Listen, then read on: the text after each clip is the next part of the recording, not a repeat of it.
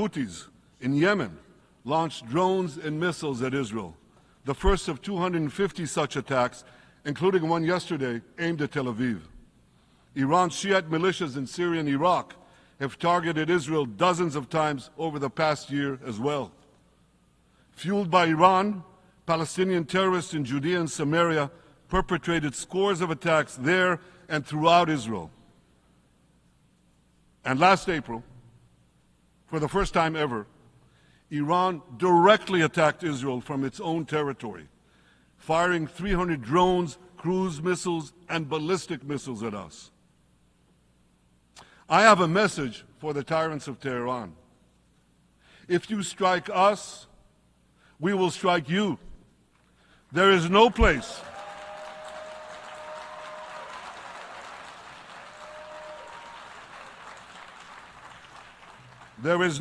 in Iran that the long arm of Israel cannot reach, and that's true of the entire Middle East. Far from being lambs led to the slaughter, Israel's soldiers have fought back with incredible courage and with heroic sacrifice. And I have another message for this assembly and for the world outside this hall. We are winning.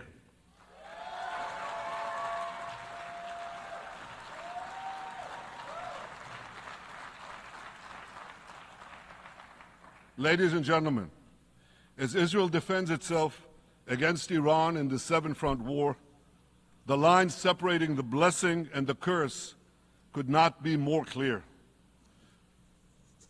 This is the map I presented here last year. It's a map of a blessing.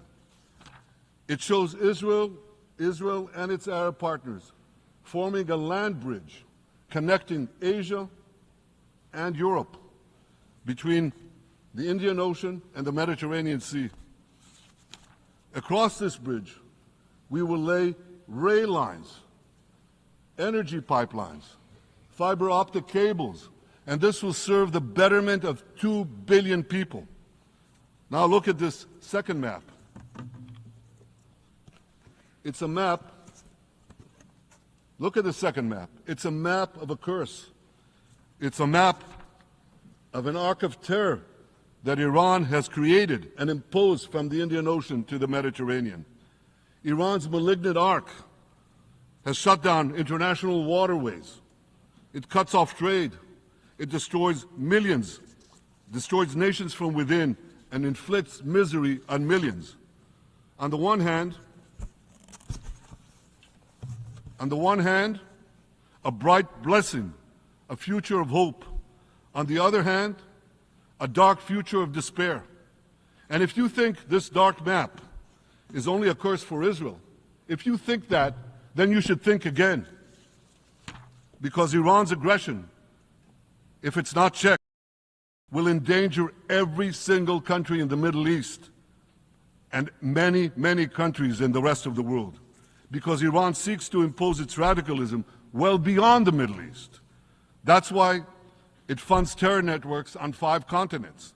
That's why it builds ballistic missiles for nuclear warheads to threaten the entire world. For too long, the world has appeased Iran. It turns a blind eye to its internal repression. It turns a blind eye to its external aggression. Well, that appeasement must end. And that appeasement must end now.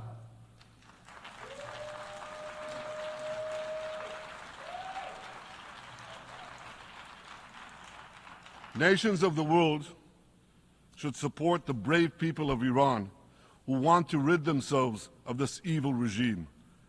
Responsible governments should not only support Israel in rolling back Iran's aggression, they should join Israel. They should join Israel in stopping Iran's nuclear weapons program. In this body, in the Security Council, we're going to have a deliberation in a few months.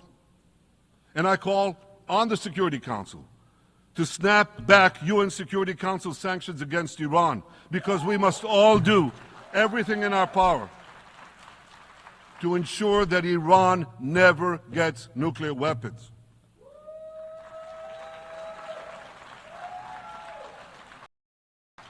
For decades, I've been warning the world against Iran's nuclear program. Our actions delayed this program by perhaps a decade, but we haven't stopped it. We've delayed it, but we haven't stopped it. Iran now seeks to weaponize its nuclear program for the sake of the peace and security of all your countries. For the sake of the peace and security of the entire world, we must not let that happen. And I assure you, Israel will do everything in its power to make sure it doesn't happen.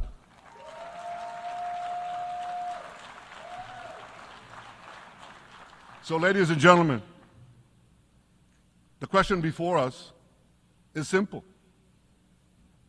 Which of these two maps that I showed you will shape our future? Will it be the blessings of peace and prosperity for Israel, our Arab partners, and the rest of the world? Or will it be the curse in which Iran and its proxies spread carnage and chaos everywhere? Israel has already made its choice. We've decided to advance the blessing. We're building a partnership for peace with our Arab neighbors while fighting the forces of terror that threaten that peace. For nearly a year, the brave men and women of the IDF have been systematically crushing Hamas's terror army that once ruled Gaza. On October 7th, the day of that invasion into Israel, that terror army numbered nearly 40,000 terrorists. It was armed with more than 15,000 rockets.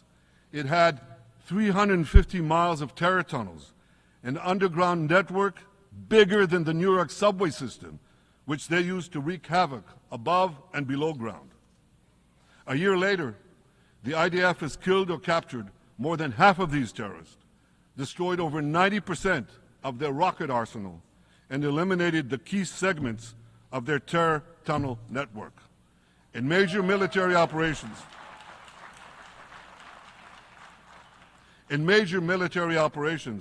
we destroyed nearly all of Hamas's terror battalions, 23 out of 24 battalions. Now, to complete our victory, we are focused on mopping up Hamas's remaining fighting capabilities. We are taking out senior terrorist commanders and destroying remaining terrorist infrastructure.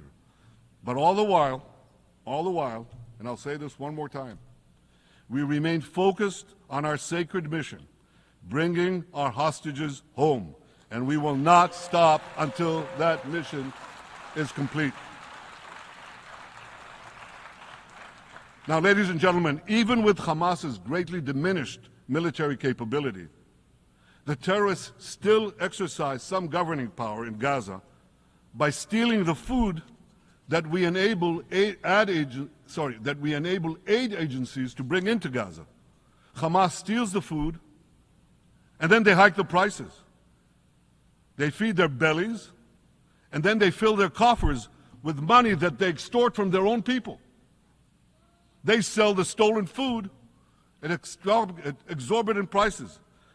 And that's how they stay in power. Well, this too has to end, and we're working to bring it to an end.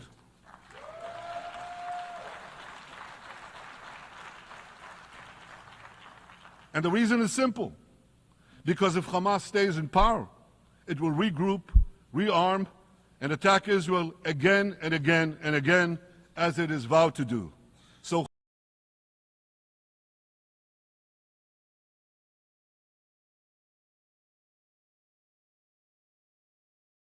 Hamas has got to go.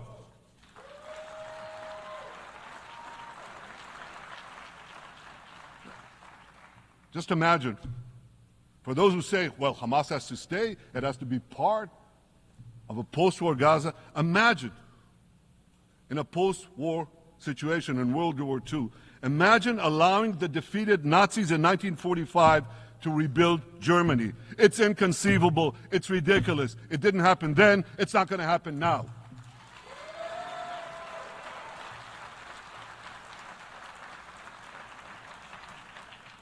This is why Israel will reject any role for Hamas in a post-war Gaza. We don't seek to resettle Gaza. What we seek is a demilitarized and de-radicalized Gaza. Only then Only then can we ensure that this round of fighting will be the last round of fighting. We are ready to work with regional and other partners to support a local civilian administration in Gaza committed to peaceful coexistence. As for the hostages, I have a message for the Hamas captors. Let them go. Let them go. All of them. Those alive today must be returned alive, and the remains of those whom you brutally killed must be returned to their families. Those families here with us today and others in Israel deserve to have a resting place for their loved ones, a place where they can grieve and remember them. This war, ladies and gentlemen, this war can come to an end now. All that has to happen is for Hamas to surrender, lay down its arms, and release all the hostages. But if they don't, we will fight until we achieve victory, total victory. There is no substitute for it.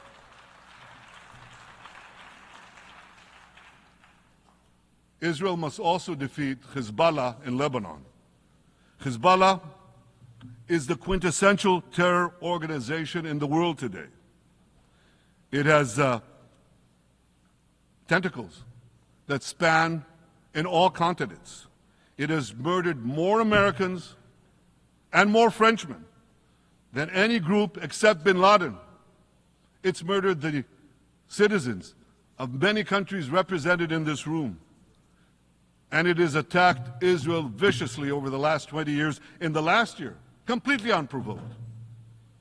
A day after Hamas massacre, on October 7th, Hezbollah began attacks against Israel, which forced more than 60,000 Israelis on our northern border to leave their homes, becoming refugees in their own land. Hezbollah turned vibrant towns in the north of Israel into ghost towns. So I want you to think about this in equivalent American terms. Just imagine if terrorists turned El Paso and San Diego into ghost towns. Then ask yourself, how long would the American government tolerate that? A day? A week? A month? I doubt they tolerate it even for a single day. Yet Israel has been tolerating this intolerable situation for nearly a year. Well, I've come here today to say, enough is enough.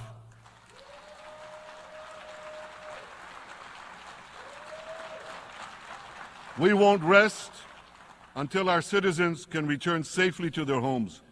We will not accept a terror army perched on our northern border, able to perpetrate another October 7th style massacre.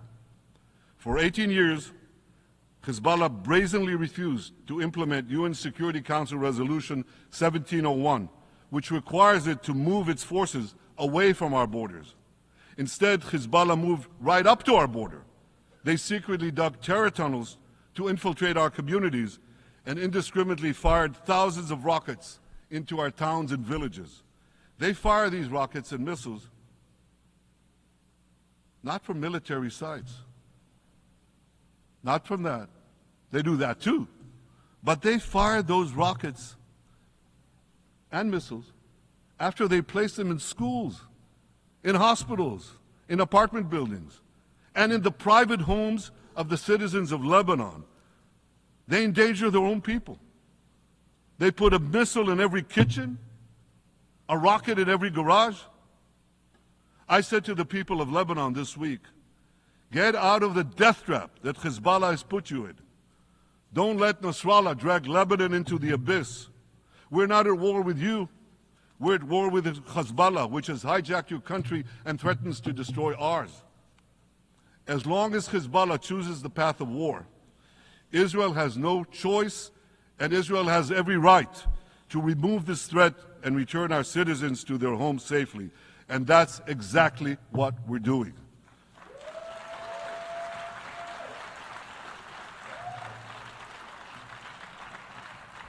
Just this week, the IDF destroyed large percentages of Hezbollah's rockets, which it built with Iran's funding for 3 decades. We took out senior military commanders who not only shed Israeli blood, but American and French blood as well. And then we took out their replacements, and then the replacements of their replacements. And we'll continue degrading Hezbollah until all our objectives are met.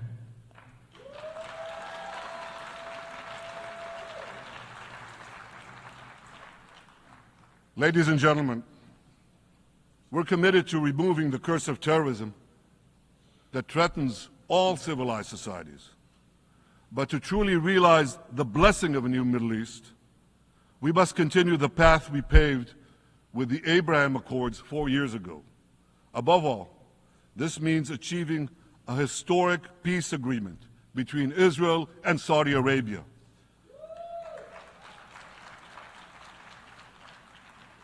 And having seen the blessings that we've already brought with the Abraham Accords, the millions of Israelis who've already flown back and forth across the Arabian Peninsula, over the skies of Saudi Arabia, to the Gulf countries, the trade, the tourism, the joint ventures, the peace,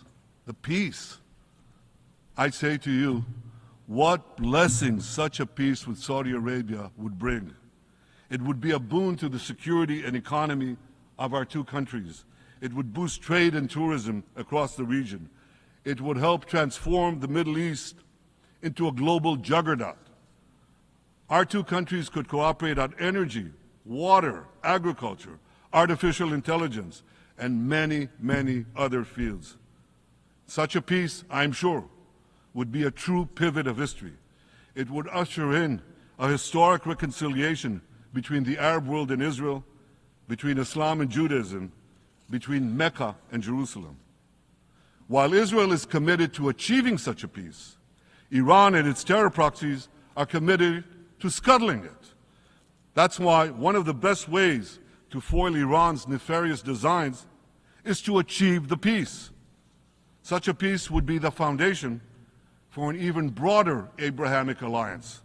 And that alliance would include the United States, Israel's current Arab peace partners, Saudi Arabia, and others who choose the blessing of peace.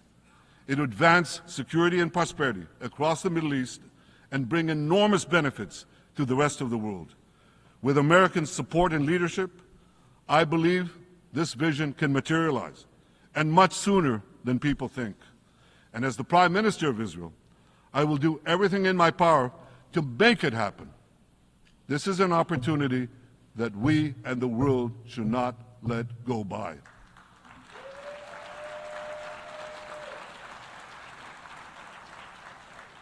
Ladies and gentlemen, Israel has made its choice. We seek to move forward to a bright age of prosperity and peace. Iran and its proxies have also made their choice. They want to move back to a dark age of terror and war. And now I have a question. And I pose that question to you. What choice will you make? Will your nation stand with Israel? Will you stand with democracy and peace? Or will you stand with Iran, a brutal dictatorship that subjugates its own people, exports terrorism across the globe? In this battle between good and evil, there must be no equivocation. When you stand with Israel, you stand for your own values and your own interests. Yes, we're defending ourselves, but we're also defending you against a common enemy that through violence and terror seeks to destroy our way of life. So there should be no confusion about this. But unfortunately, there is a lot of it in many countries and in this very hall, as I've just heard. Good is portrayed as evil, and evil is portrayed as good. We see this moral confusion when Israel is falsely accused of genocide, when we defend ourselves against enemies who try to commit genocide against us. We see this too when Israel is absurdly accused by the ICC prosecutor of deliberately starving Palestinians in Gaza. What an absurdity! We helped bring in 700,000 tons of food into Gaza. That's more than 3,000 calories a day for every man, woman, and child in Gaza. We see this moral confusion when Israel is falsely accused of deliberately targeting civilians. We don't want to see a single person, a single innocent person die. That's always a tragedy. And that's why we do so much to minimize civilian casualties, even as our enemies use civilians as human shields. And no army has done what Israel is doing to minimize civilian casualties. We drop flyers, we send text messages, we make phone calls by the millions to ensure that Palestinian civilians get out of harm's way. We spare no effort in this noble pursuit. We see yet another profound moral confusion when self-described progressives march against the democracy of Israel. Don't they realize they support the Iranian-backed goons in Tehran and in Gaza? The goons who gun down protesters, murder women for not covering their hair, and hang gays in public squares, some progressives. According to the U.S. Director of National Intelligence, Iran funds and fuels many of the protesters against Israel.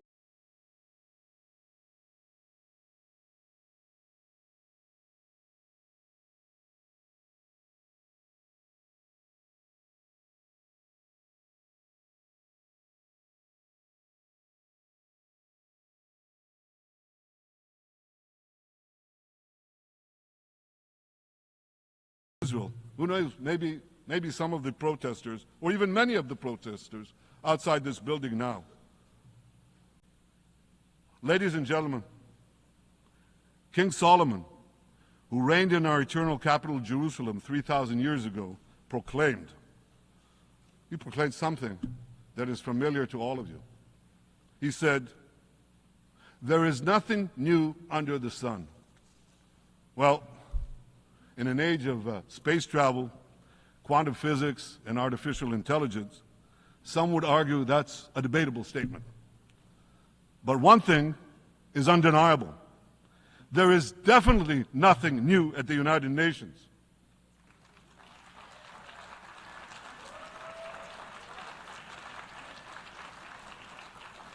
Take it from me. I first spoke from this podium as Israel's ambassador to the UN in 1984. That's exactly 40 years ago. And in my maiden speech here, I think it's the same podium, by the way. In my maiden speech here, I spoke against a proposal to expel Israel from this body. 4 decades later, I find myself defending Israel against that same preposterous proposal. And who's leading the charge this time? Not Hamas, but Abbas, Palestinian Authority President Mahmoud Abbas. This is the man who claims he wants peace with Israel. Yet he still refuses to condemn the horrific massacre of October 7th. He's still paying hundreds of millions to terrorists who murder Israelis and Americans. It's called pay for slay. The more you murder, the more you get paid. And he still wages unremitting diplomatic warfare against Israel's right to exist and against Israel's right to defend itself. And by the way, they amount to the same thing. Because if you can't defend yourself, you can't exist. Not in our neighborhood, certainly, and maybe not in yours. Standing in this podium 40 years ago, I told the sponsors of that outrageous resolution to expel Israel, "Gentlemen, check your fanaticism at the door." Today, I tell President Abbas and all of you who would shamefully support that resolution, check your fanaticism at the door. The singling out of the one and only Jewish state continues to be a moral stain on the United Nations. It has made this once respected institution contemptible in the eyes of decent people everywhere. But for the Palestinians, this UN House of Darkness is home court. They know that in this swamp of anti-Semitic bile, there's an automatic majority willing to demonize the Jewish state on anything. In this anti-Israel, flat earth society, any false charge, any outlandish allegation can muster a majority.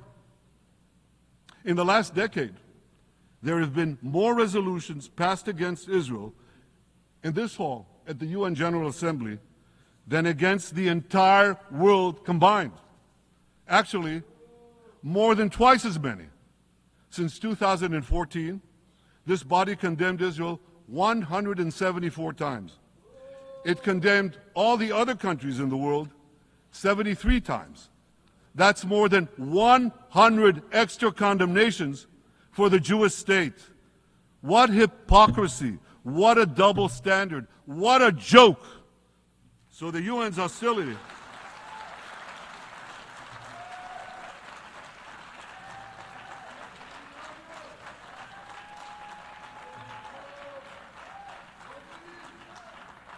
So all the speeches you heard today, all the hostility directed at Israel this year, it's not about Gaza. It's about Israel. It's always been about Israel's very existence. And I say to you, until the Jewish state is treated like other nations, until this anti-Semitic swamp is drained, the UN will be viewed by fair-minded people everywhere as nothing more than a contemptuous farce. Now, given the anti-Semitism at the UN, it should surprise no one that the prosecutor at the ICC, one of the UN's affiliated organs, is considering issuing arrest warrants against me and Israel's defense minister, the democratically elected leaders of the democratic state of Israel. The ICC prosecutors rushed to judgment. His refusal to treat Israel with its independent courts, the way other democracies are treated, is hard to explain by anything other than pure anti-Semitism. Ladies and gentlemen, the real war criminals are not in Israel. They're in Iran. They're in Gaza, in Syria, in Lebanon, in Yemen. Those of you who stand with these war criminals, those of you who stand with evil against good, with a curse against the blessing, those of you who do so should be ashamed of yourselves.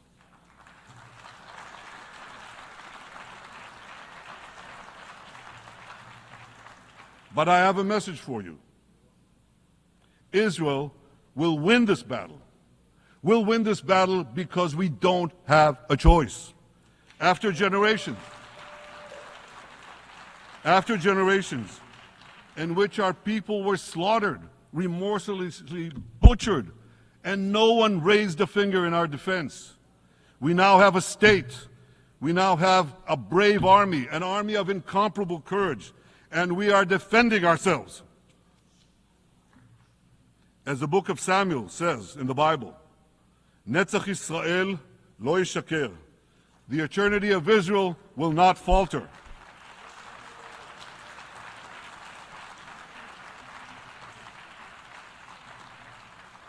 In the Jewish people's epic journey from antiquity, in our odyssey through the tempests and upheavals of modern times, that ancient promise has always been kept, and it will hold true for all time.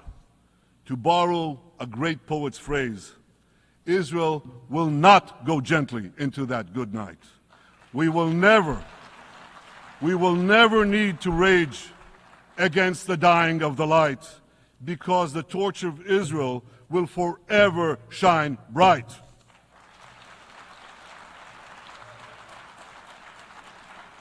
To the people of Israel and to the soldiers of Israel, I say, be strong and of good courage. חזקו ואמצו ואל תיראו מפניהם, כי אדוני אלוהיך הוא ההולך עמך, לא ירפך ולא יעזבך. Am Yisrael Chai, the people of Israel live, now, tomorrow, forever. Thank you.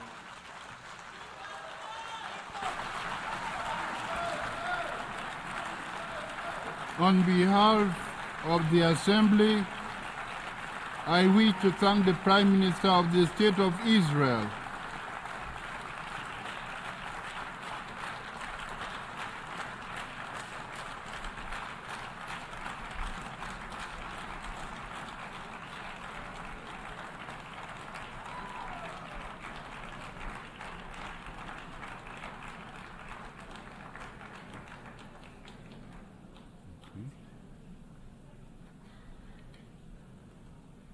The Assembly will hear an address by Her Excellency Mia Amor Motley, Prime Minister,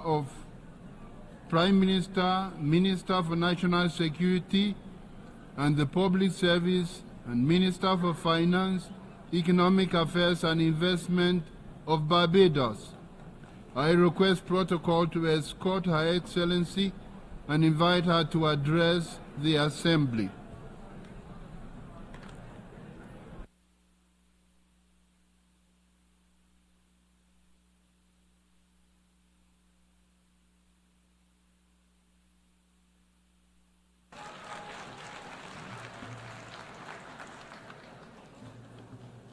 President, we need a reset, and we need to reset. Mr. President, in your absence, I congratulate you on your assumption of this chairmanship of the General Assembly.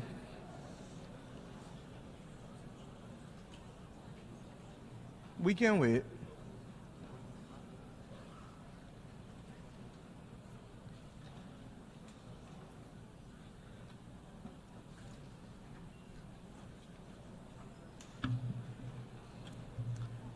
As I said, Mr. President, we need a reset, and we need to reset.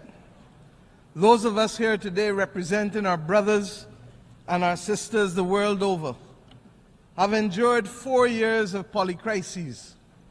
As the children of Mother Earth, we continue to wrestle with the climate crisis. As a human family, we grapple with the legacy of the pandemic. As a digitally connected people, we are now, regrettably, confronted by multiple theaters of war and scenes of horror and famine flowing from that war, armed conflict instead of pursued development. Citizens of every country as well, struggling to contain the rising cost of living and the implications for them and their families on a day-to-day basis.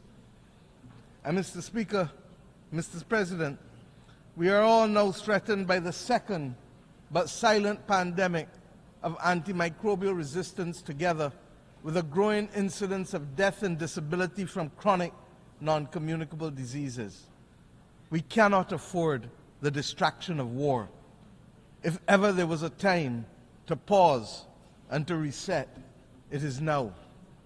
Collectively as an international community, and individually as leaders in each of our countries, we must now deliver new opportunities and solutions to these crises which dampen economic growth, which restrict the ambitions of our people and numb our sense of the beauty and goodness that the world ought to be offering because it has it to offer. The reset for which I am calling, and indeed all of our citizens are demanding, must see an end to all forms of discrimination. That rules and institutions today exist which create first and second-class citizens, as we have said from this podium year after year, depending on your nation of origin, militate against the trust and the credibility and the hope, and it fosters a crisis of confidence in the existing international order, which must become inclusive and responsive for all. More than any other complaint from this podium has been the disparity in treatment and the inability to be able to have fair and transparent treatment for all that would lead to the trust necessary for us to solve the problems of our times that are truly beyond man-made causes. Neo-colonialist structures that perpetuate and reflect an old world order characterized by racism and classism and misogyny, while ignoring the legitimate aspirations of billions, will not help to foster the hope or trust that is necessary to meet these polycrises. We must ensure that the global institutions give developing countries, especially small vulnerable states like my own, or vulnerable middle-income countries, seats at the table of decision-making where we can be seen, heard, become active agents in our own cause and lead our own development paradigms. My friends, we are reminded that 2024 is the final year of the United Nations Decade for the People of African Descent. Much has been achieved, but the recognition, the justice, and the development for people of African descent that was promised by this decade has, to say the least, not yet been fully realized. And it is for this reason that the Caribbean community joins the growing chorus, and my own country in particular, for the immediate proclamation of a second decade to complete the unfinished work and address the matter of reparations for slavery and colonialism.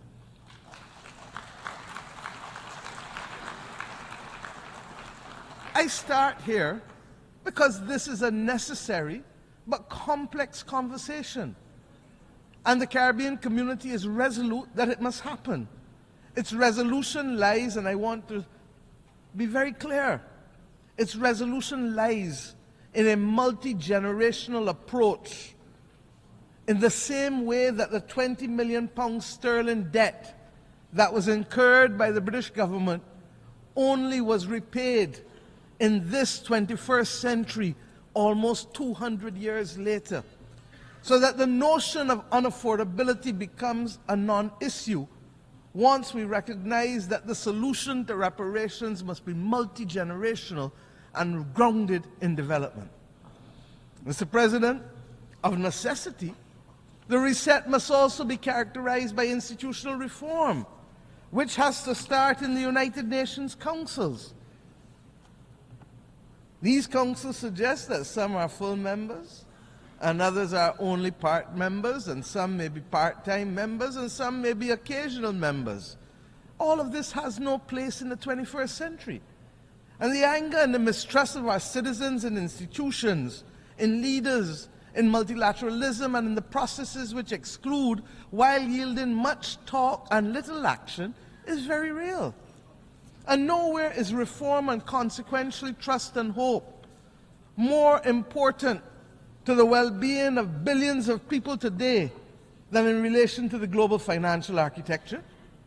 Restricted access to capital, its disproportionately high costs barring us from doing that which we must, its inadequate scale, and the overwhelming burden of debt often imposed on us by circumstances beyond our control. These are all now combining to force governments in the world's poorest countries, and frankly, across many vulnerable middle-income countries, to devote more resources to debt service than to health and education, and in some instances, even infrastructure. For far too many members of the human family, cold ground is our bed, and rock is our pillow. Too many go to bed with their bellies hungry, and too many may not even have a bed. Our reset must therefore collectively build a common agenda that reflects and reinforces our shared humanity. It is that shared humanity that binds us together. Mr. President, you know better than most. Our African brothers and sisters got it right with the principle of Ubuntu, and have used this principle, this General Assembly, to remind us that its simplicity is what we should aspire to. I am because you are. I am because we are. My well-being is tied to yours, and our collective well-being is connected to Mother Earth. This best voices the approach needed to give expression to the reset that is absolutely necessary. And we acknowledge that there are glimpses of hope. We have, for example, on Monday, agreed to a pact for the future, but we still have war. We have agreed on a global digital compact, but we still have raging pandemics in the slow motion silent pandemic. All of this rests, my friends, on the common agenda that the Secretary General had set out for us before. Yesterday, we agreed in a high-level meeting on a political declaration on antimicrobial resistance. A lot of fancy words, but this is where the rubber hits the road, because all of us in this room know people who have died from infections and for whom the antibiotics simply are no longer effective, so that within 48 hours, a person's life is snuffed out, almost as if they were at war.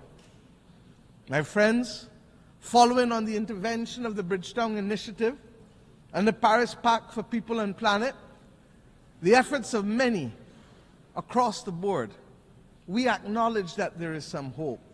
And it is evident in the beginnings of the reform that we are seeing little by little, but nevertheless, they have started.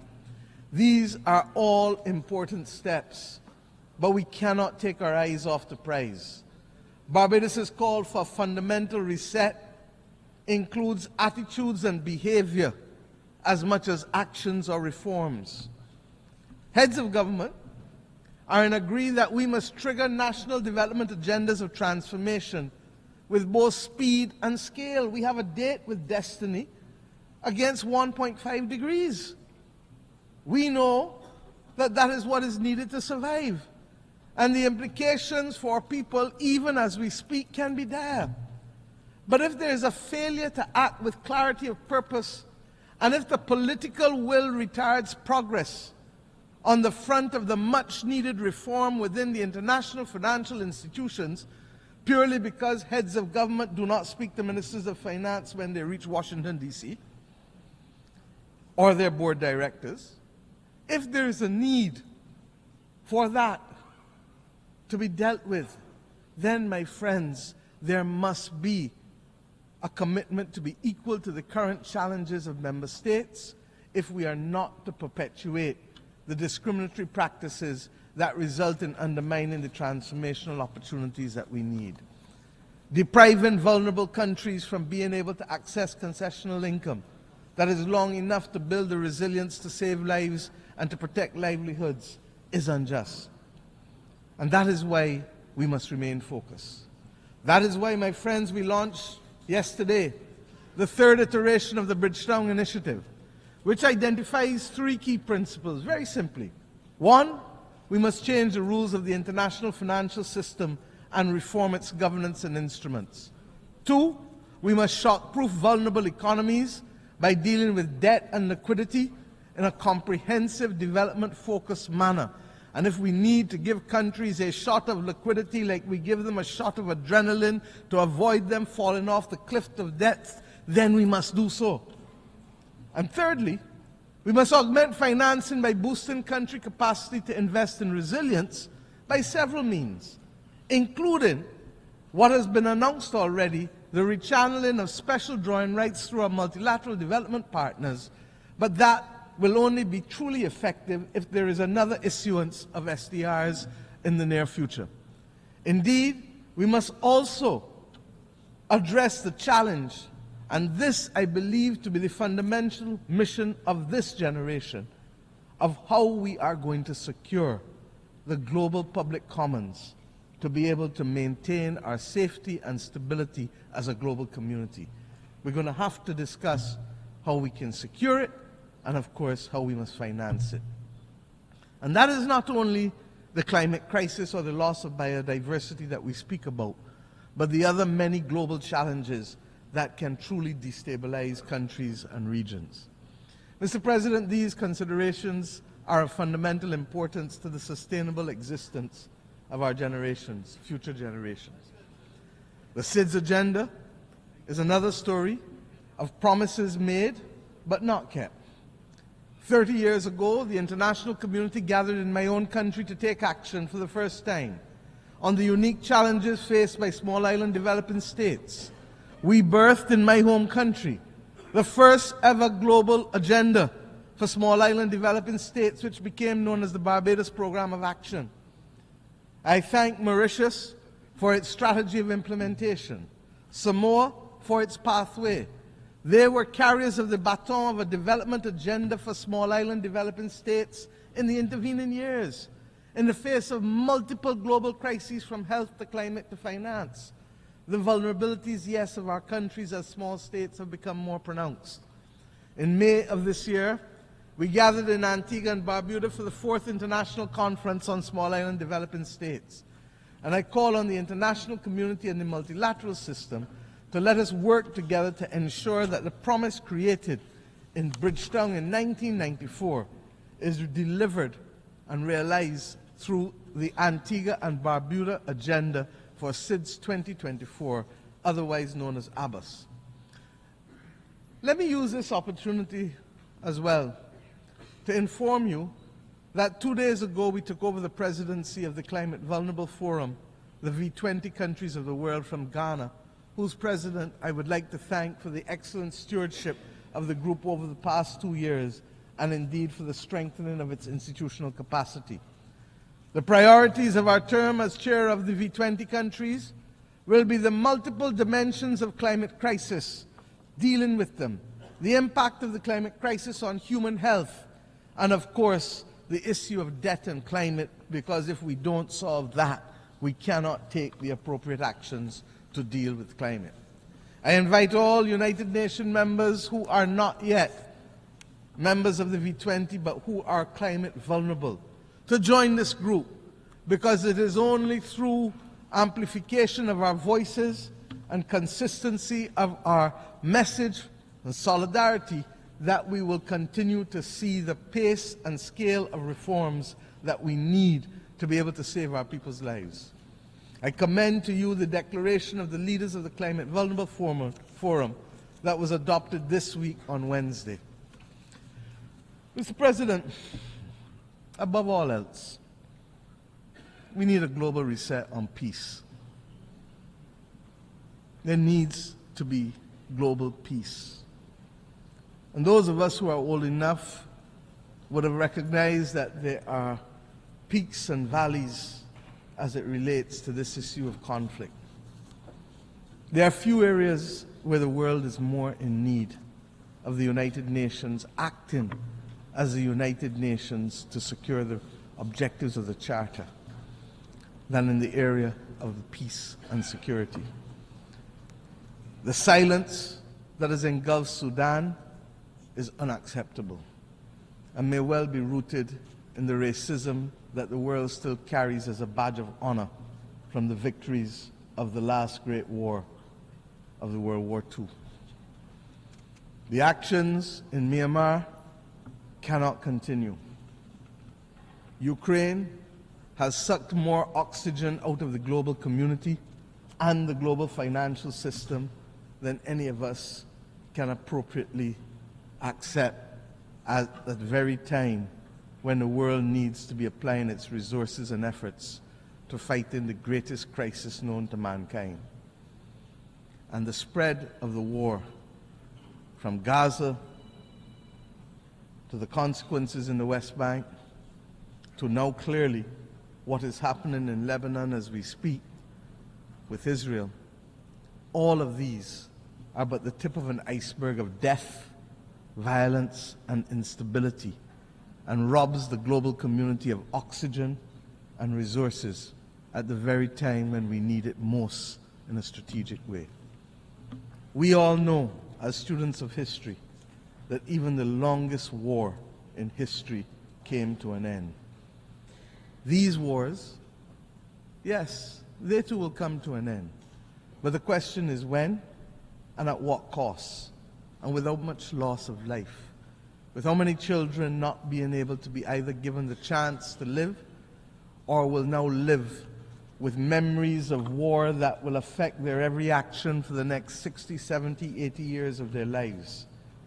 Innocent people are paying the price with the one thing that is theirs to give, and they don't give it willingly.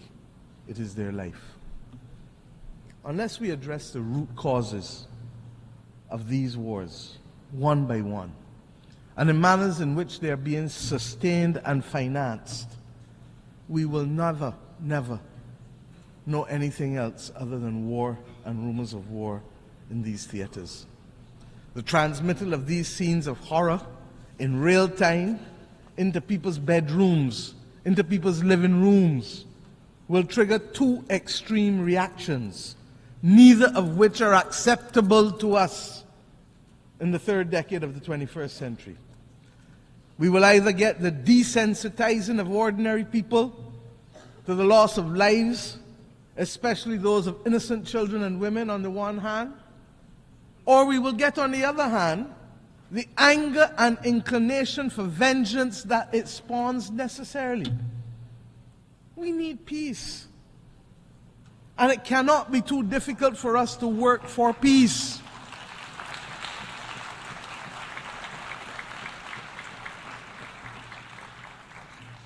It is the same Bible that tells us in the stories of the Old Testament, much which has guided many people across this world.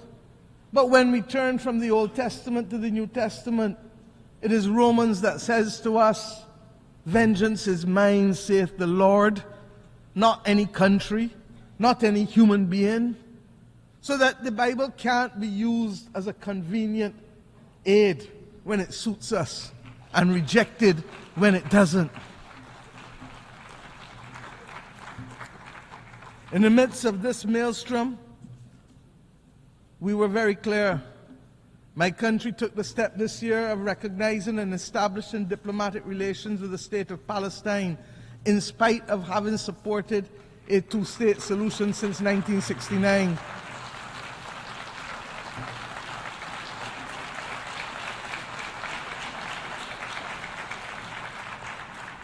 And we did this because it is clear to us that the state and people of Palestine, human beings, are entitled to full recognition by integration into and support from the international community. The Charter does not say we the people, with the exception of any one group from any one part of the world. We join with others, therefore, in congratulating the state of Palestine in taking their seat among the United Nations member states as they did on the 10th of September of this year.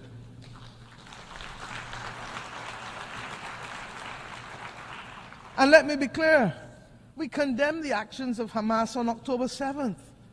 But we equally and strongly deplore the humanitarian catastrophe in Gaza, which is the result of the disproportionate use of force by Israel. There is no justification for it. And that is why treaties exist governing the rules of engagement for war. Because we as human beings learnt better and know better and committed to better. A two-state solution, no matter how elusive it may appear to be now, is the only answer. And I've said already this week that we have known difficult battles in mankind's history. But when we were in it, we didn't think we could achieve it. But we did. We abolished slavery. We removed apartheid in South Africa. These battles are not beyond our creativity, our capacity, and our resilience to resolve them. Similarly, we insist that the killing in Ukraine really has to stop. The people of Ukraine must be allowed to live within the internationally recognized boundaries of their state in peace and freedom from the threat of use or force.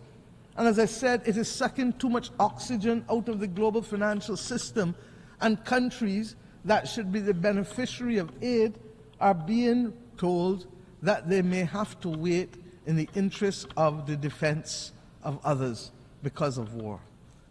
I say to us truly, there has to be a singular commitment to build a peace. Truly. Mr. President, my own region has not escaped the scourge of instability and violence. The Americas do not constitute today a theater of war. But we are today witnessing, for some years now, an unprecedented escalation in the number and caliber of assault weapons which are finding themselves in the hands of criminals who are wreaking havoc on the legal systems and our societies, particularly in the small island developing states of the Caribbean and indeed in the wider states of Central and Latin America.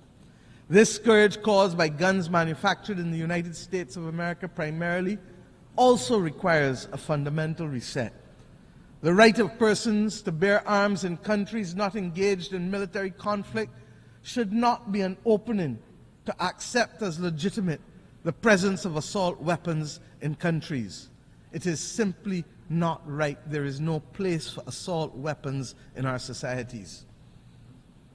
I turn now to the fate of the people of Haiti, which continues to be of major concern to our people in the Caribbean region. The global community now has an opportunity for an essential reset with how it addresses its relationship with Haiti, and which has been born in all kinds of semi and partial concern over the course of the last few decades. We continue to have it as a recurring decimal because we have failed to solve the problems and put them on a sustainable path to development for its people. What is needed is transformation of our sister nation. And yes, we must provide first and foremost security, but transformation must be its handmaiden. The government and people of Haiti need the full support of the international community, not just in the short term, but in the long term.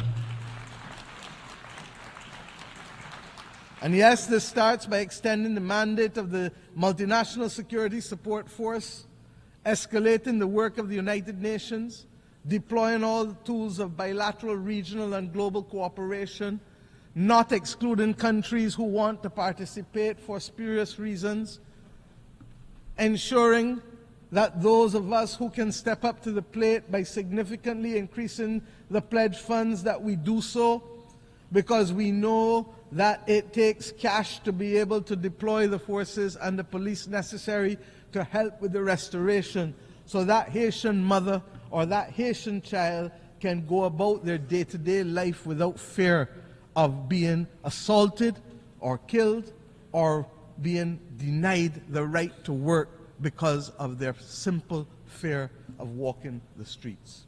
The Caribbean community has been working hard this year to support our largest member state. And in the early part of the first few months of this year, we met on Haiti almost 3 to 4 times a week to guarantee the stability that we ask you now to help us secure. We thank the efforts of the Eminent Persons Group of former CARICOM prime ministers who were on the front line of helping to resolve this complex problem day in and day out, so that we could find a political consensus for Haiti. That Haiti had at this General Assembly both the interim president of the Transitional Council and Prime Minister Cornille is a remarkable achievement given where Haiti was in February of this year. Let them continue on a path, please, of securing their future. And we cannot be on this podium speaking about Haiti without thanking Kenya and President Ruto for their remarkable leadership. After many delays and in what represents now a historical precedent for an African country, they have ensured that an African country has taken the lead in helping to tackle the peace and security challenge beyond its own continent. That is the kind of reset that we need in the international community. And Mr. President, you cannot come on this platform, regrettably, although I look forward to the day when I will not have to say it, when we must ask for reprieve for the people of Cuba. It is unacceptable, it is unconscionable, and that it continues today is a mark on our international conscience. The Cuban people continue to face the most dire of economic circumstances, and that this is directly as a result of its exclusion and its designation as a state sponsor of terrorism. And I have addressed our only knowledge of terrorism, and Cuba is in fact the downing of the Cubana plane off the waters of Barbados, where Cubans, Guyanese, and Koreans were killed. My friends, Cuba has been a valuable partner, stepping up for us when it has mattered most, by the provision of nurses and doctors in pandemics, and by the provision of other essential workers when the global community needed it, and when people needed to be liberated in Southern Africa. The reality is that we must have and continue to have resolve in calling for the embargo to be lifted, and we will condemn it year after year after year because it is simply wrong. As we say so, we pray that the people of Cuba, as they determine what damages they have found from Hurricane Helen, as well as we pray for the people of Florida, who clearly are going to spend the next few days identifying the damage as a result of a hurricane that hit Category 4 when it reached Florida. This is the climate crisis that we speak about. The people of Nigeria are still counting the bodies with respect to the floods that took place there. We have hard work to do.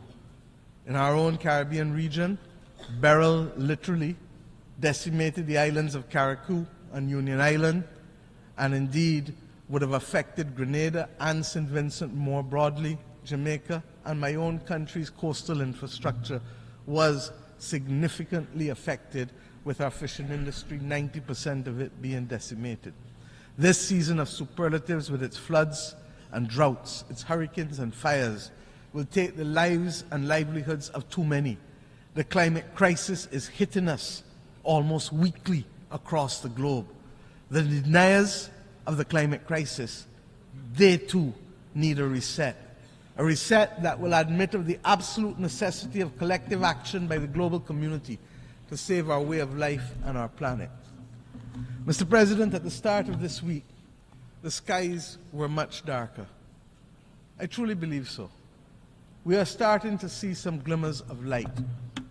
We leave New York this week noting that the clouds are lifting, conscious that the sun is peeping out in certain areas, not all, but in certain critical areas, giving us a sense of renewed hope that reset is in fact not only possible, but necessary in key areas: institutional reform, reform in our financial architecture, reform in how we view development, but above all else, reform in how we see each other and value each other. This hope springs from the Pact for the Future and the many declarations that we have made here, the terms in which my fellow leaders spoke from this platform for the most part, the urgent need to recognize reset, reset, reset, even if they didn't call it by that name.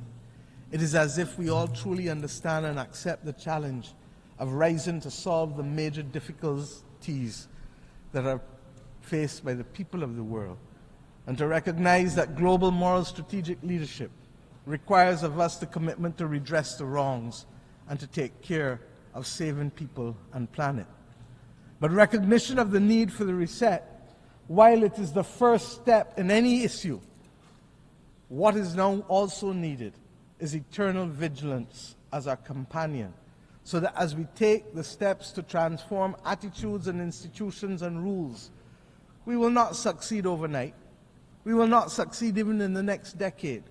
But if we don't do the reset to change the legacy of centuries of exploitation and domination, we will not be fit for purpose to meet the needs of our people in the third decade of the 21st century. I can think, therefore, of no better way to conclude than with a song that I had cause to use almost 30 years ago from my own country. Song from Edwin Yearwood when I first stood on this podium almost 30 years ago in 1995 as a young minister of youth. And I quote, "A voice in my head keeps talking to me. It tells me the road is long. It tells me we must be strong. Roll with the pain and roll with the strife, for today is the rest of the start of your life." Mr. President, may the new hope fostered here this week signal the start of a new deal for people who hitherto were not seen, and even with the existence of this body, whose voice and presence were not felt. These people have been recognized too often, and these countries, as mere statistics, and not with the human dignity that is their birthright, or the human dignity that is the conferred right from these United Nations. Mr. President, I thank you.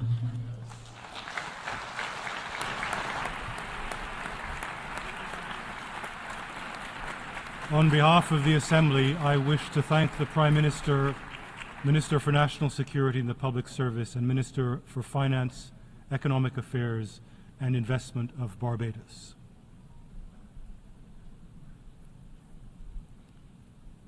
The Assembly will now hear an address by His Excellency Tshering Tobgay, Prime Minister of the Kingdom of Bhutan.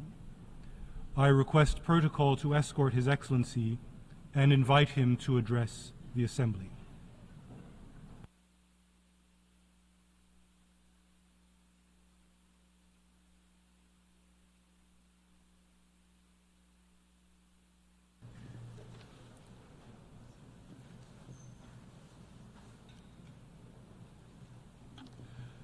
Mr. President, Mr. Secretary General, Excellencies, distinguished delegates, I bring to you warm greetings from His Majesty the Druk Gyalpo.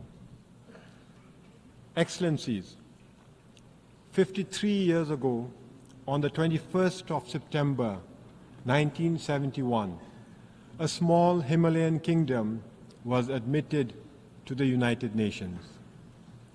On that day, after centuries of self-imposed isolation, Bhutan became the 128th member of the United Nations. It was a defining moment for us. When a small, poor, landlocked country nestled in the world's highest mountain joined the global community of nations. That same year, the United Nations created the least developed country category to provide targeted support to the world's poorest nations. Bhutan was among the first to be admitted in that list. Back then, our economy was primarily agrarian, operating largely on a barter system. Our per capita GDP income stood at just $215 US. Life expectancy was barely 40 years. Infant mortality was tragically high, at 142 deaths for every 1,000 live births. And our literacy rate was woefully low. We had only, in fact, less than 300 students in the few scattered schools that had been established to provide modern education. Today, I stand before you with a story of transformation and progress. Our per capita GDP has risen to more than $3,500 US. Life expectancy has increased to 70 years. Infant mortality has plummeted to 15 deaths per 1,000 live births. And our literacy rate, it has climbed to 71%, with youth literacy skyrocketing to 99%. I am pleased to report to this august assembly that because of our all-round progress, last December, 52 years after joining the United Nations, Bhutan graduated from the LDC category. To achieve this achievement did not come easily. It was a journey marked by hard work, perseverance, and sacrifice. But we were not alone. We had the support of many friends who accompanied us on this important journey. I take this opportunity to extend our deep gratitude to the United Nations and its specialized agencies. I would also like to thank all our development partners, including Japan, the European Union, the World Bank, and the Asian Development Bank for their unwavering support. But most importantly, I would like to reserve our deepest thanks to India, our closest friend and neighbor. They have been with us from the very beginning of our development journey and have remained steadfast in their support and friendship. Excellencies, graduating from the LDC category is a significant milestone. But what truly matters is that we did it in our own terms. Under the leadership of our enlightened monarchs, Bhutan has pursued a development path grounded in the philosophy of gross national happiness. This approach places the happiness and well-being of our people at the center of our development agenda. Thanks to gross national happiness, our economy, while it is still small, is sustainable and inclusive. Healthcare and education are free for all. Our unique culture not only survives, but thrives. More than 72% of our land is under forest cover, and we are recognized as a biodiversity hotspot and a carbon-negative country. Our democracy, a gift from our king, has been embraced by a reluctant population. Excellencies, having graduated from the LDC category, it is now our responsibility to ensure that we sustain our hard-earned progress and that under no circumstances should we ever backslide. As we chart a new course for the future, we are faced with new challenges, particularly those arising from our weak economy. Foremost among them is youth unemployment. To address these challenges, we must strengthen our economy. We must provide our youth with meaningful opportunities to grow and to prosper. We must embrace a new development paradigm. In this context, I am pleased to report that His Majesty the King has announced the establishment of the Gaelifu Mindfulness City. The Gaelifu Mindfulness City is a transformative vision for future urban spaces, a blueprint for living mindfully and sustainably. Spanning 2,600 square kilometers of pristine forests and fertile farmlands, it will enable human innovation and natural ecosystems to thrive together while fostering human well-being, environmental sustainability, and mindful living. We invite thought leaders, innovators, and investors to join us in building this groundbreaking city, contributing to a model of peace, harmony, and progress that others can follow. Excellencies, Bhutan's story is one of hope, but it is also a call to action. More than 50 years have passed, and only 7 nations have graduated from the LDC category, leaving 46 countries still in need. This is unacceptable. The international community must intensify its efforts to ensure that no nation is left behind, that all LDC countries achieve graduation. To accomplish this, we must address poverty, inequality, and vulnerability with a renewed sense of urgency. The Pact for the Future, which we adopted collectively at the Summit of the Future, provides us with a roadmap to transform the lives of the world's most vulnerable. However, transforming the future requires that we also transform institutions shaping it. The United Nations must evolve to meet the realities of today's world. The Security Council as it stands is a relic of the past. We need a council that reflects the current geopolitical, economic landscape, and social realities. Bhutan has long advocated for the reform of the Security Council to make it more representative and effective.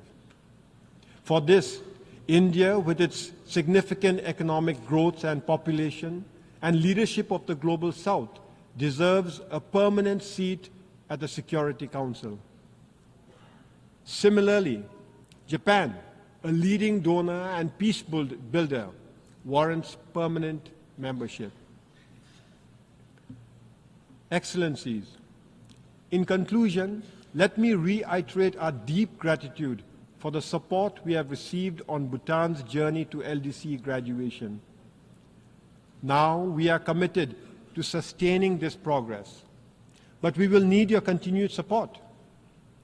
In this regard, we invite your support and investment in initiatives like the Gaelifu Mindfulness City.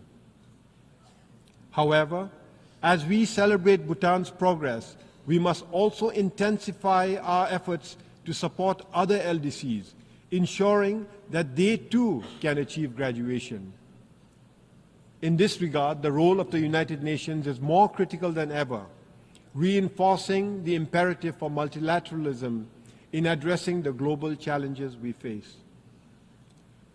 As we look to the future, I have the honor to close by repeating a profound message from His Majesty, our beloved King. I first did so 7 years ago, and I repeat, no nation today can stand alone in achievement. Time is slowly telling us that there can be no lasting individual success without success as a community. And there cannot be lasting national progress and success if it does not fit into a future of global peace, harmony, and equality. The world must progress together or fail together. Thank you, and Tashidile.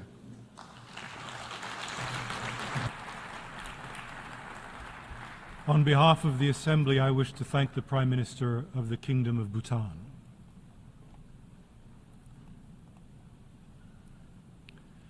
The Assembly will now hear an address by His Excellency Xavier Espot Zamora, Head of the Government of the Principality of Andorra. I request protocol to escort His Excellency and invite him to address the Assembly.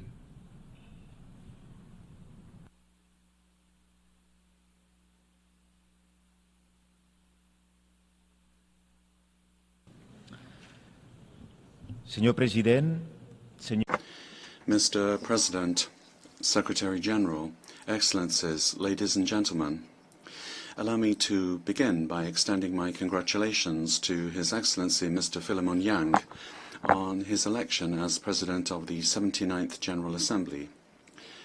I would like to thank you, President, for having chosen unity in diversity, sustainable development and human dignity everywhere for everyone as the theme.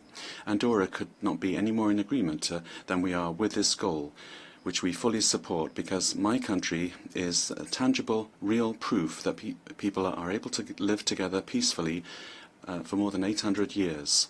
Indeed, thanks to our understanding and mutual respect shown by our inhabitants, our country has never had a war and we've never had an army. Andorra has always been an oasis of peace, tolerance and cohabitation, including during the most troubled times of the old continent. I'd also particularly like to thank the Secretary-General, Mr. Antonio Guterres, for his perseverance, for always preferring the path of conciliation and for his message in favor of international law and against climate change. I would also like to stress the impetus that the Secretary-General has given to the Summit of the Future, which gave rise to the Pact for the Future that my country has signed. The goal of this is to strengthen the multilateral system, to adopt concrete measures to address new challenges and establish a roadmap to address existential risks to humanity, civilization, and most people on Earth.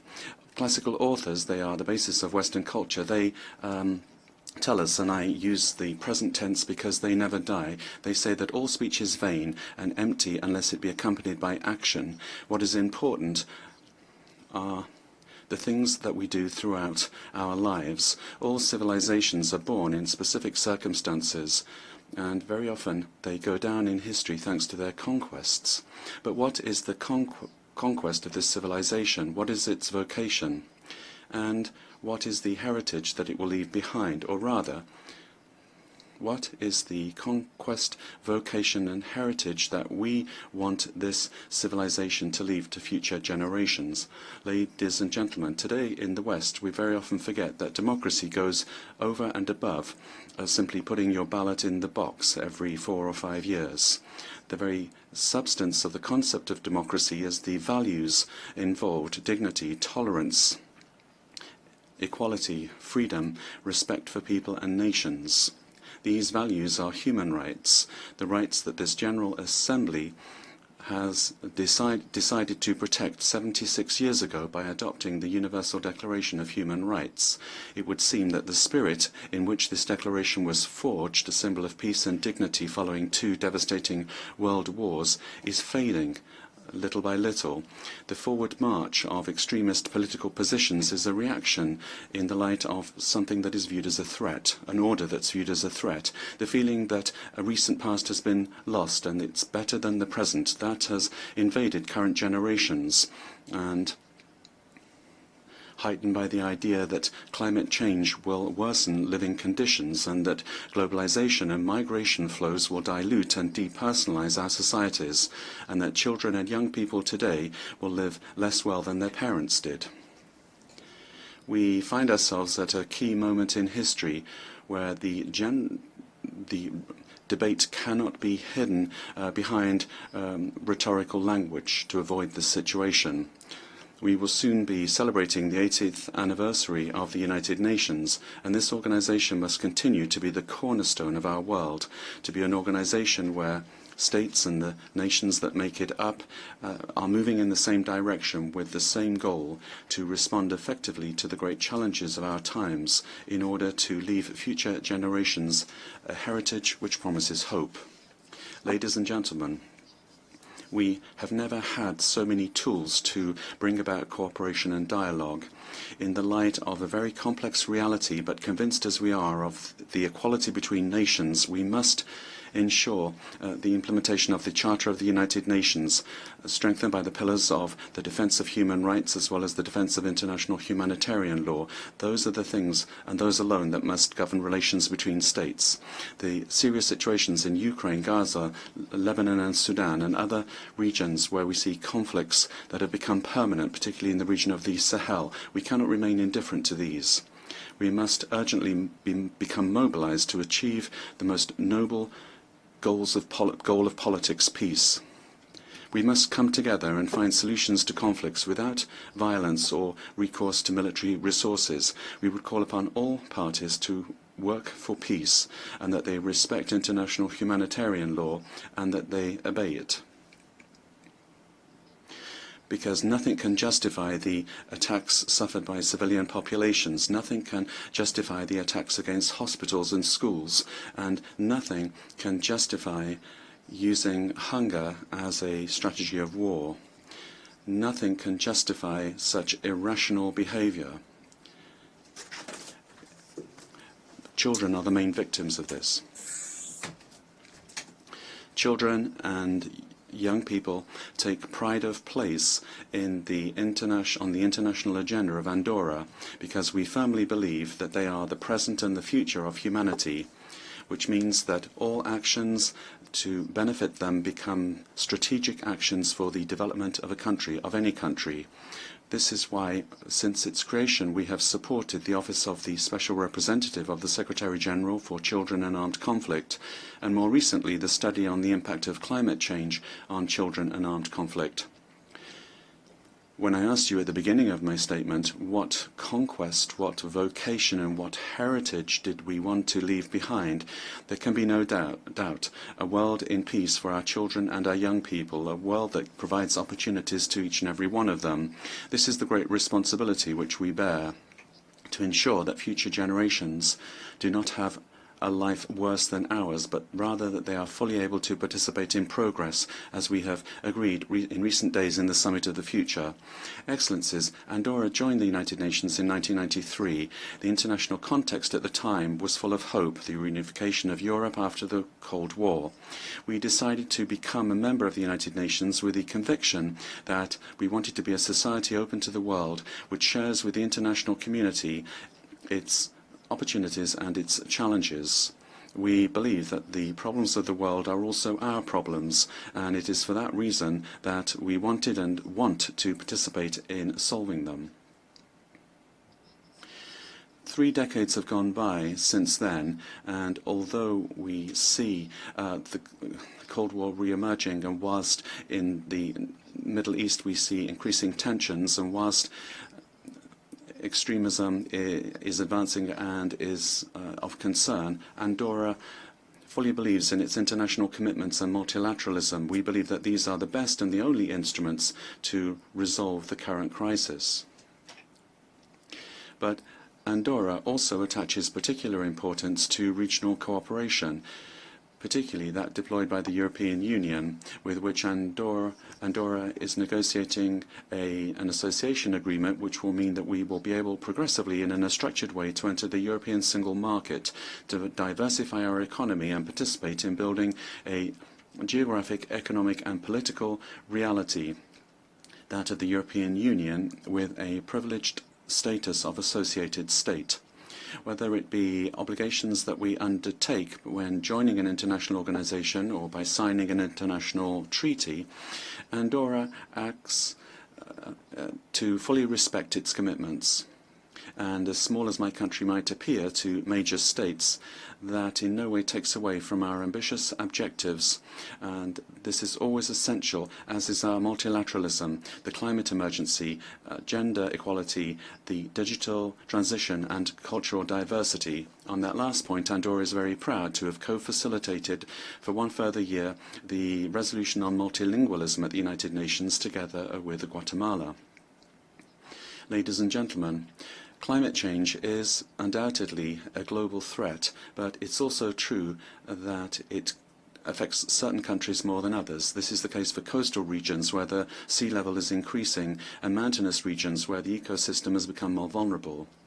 This is the case for Andorra. The effects of climate change risk changing the way of life of its inhabitants and even the economy of the country. And it's for this reason that we have made the fight against climate change one of our main goals, internationally as well as nationally. Since the ratification of the United Nations Framework Convention on Climate Change in 2011, Andorra has met its communication obligations by respecting the principles of transparency, coherence, comparability, exhaustivity and accuracy, and we have even implemented certain things ahead of time with regard to the convention. In 2015, Andorra was one of the first to join the Framework Convention and produce our NDC, Nationally Determined Contribution. And we updated it in 2020 and 2022, and we plan to achieve climate neutrality by 2050. In 2023, Andorra was the first state to present its biannual report on transparency, which showed once again the importance that we attach to our commitment to fight against climate change. Nationally, we have also undertaken great efforts to implement a new energy policy to progressively increase the national production of renewable energy and replace heat production systems with less polluting systems. This policy in favour of renewable energy was led by the public sector with the implementation of very ambitious legislation and using significant aid and action plans. However, do you know that all of these efforts will be in vain if other countries do not do the same thing, if we're not all moving in the same direction, because fighting climate change is the most urgent global challenge that we have. The broadest challenge which requires the highest possible level of cooperation, collaboration, generosity and respect. Ladies and gentlemen, we are at the midway point in achieving the Sustainable Development Goals of the 2030 Agenda, and we are going to soon be in the final home stretch. What has been achieved is already deceiving, bearing in mind that behind the results are millions of people who are suffering the consequences. The Sustainable Development Goals are certainly very ambitious, but if we decide to implement them with persistence, creativity and innovation, then we can bring about real change by taking as a principle inclusion and making gender equality a reality, sustainability a norm, the protection of children an inviolable principle, and by ensuring that divides are overcome once and for all. The poet and novelist of France, Louis Aragon, wrote that the future of men is women. That was in 1963, on the eve of full equality between men and women. A genuine declaration of love and admiration for his wife, his muse. In certain parts of the world, we still have a lot to do in order to understand that it's in our interest that women have the same chances to learn and develop their talents and to work and to earn their living as do men. In Andorra, equality, non-discrimination and inclusion are cross-cutting elements of public policy. We have adopted legislative measures in this regard in order to respect our commitments and to fully achieve these goals. That is a logical consequence in a society where women play a very active part in public affairs. But over and above public policy, the key element of social transformation is education. Equal education does not just mean teaching girls and boys to mutually respect each other. It means giving them the tools necessary to question social norms which perpetuate inequalities and to enable them to build a society where every individual is able to develop themselves to their full potential, whatever their gender. Currently, parity is respected in our institutions in decision-making positions, and for the first time we've had the honour to have an Andorran expert on the United Nations Committee for the Elimination of All Forms of Discrimination against Women. But bringing about gender equality requires determination and perseverance on the part of each and every one of us. As representatives of our respective countries, we have the moral and political obligation to promote this transformation. We must become committed to ensure that gender equality is not just a long-term aspiration, but a concrete reality in our societies. That is the only solution that will guarantee a better future for future generations. Excellencies, access to information is in the process of redefining the paradigms of growth and economic and social development.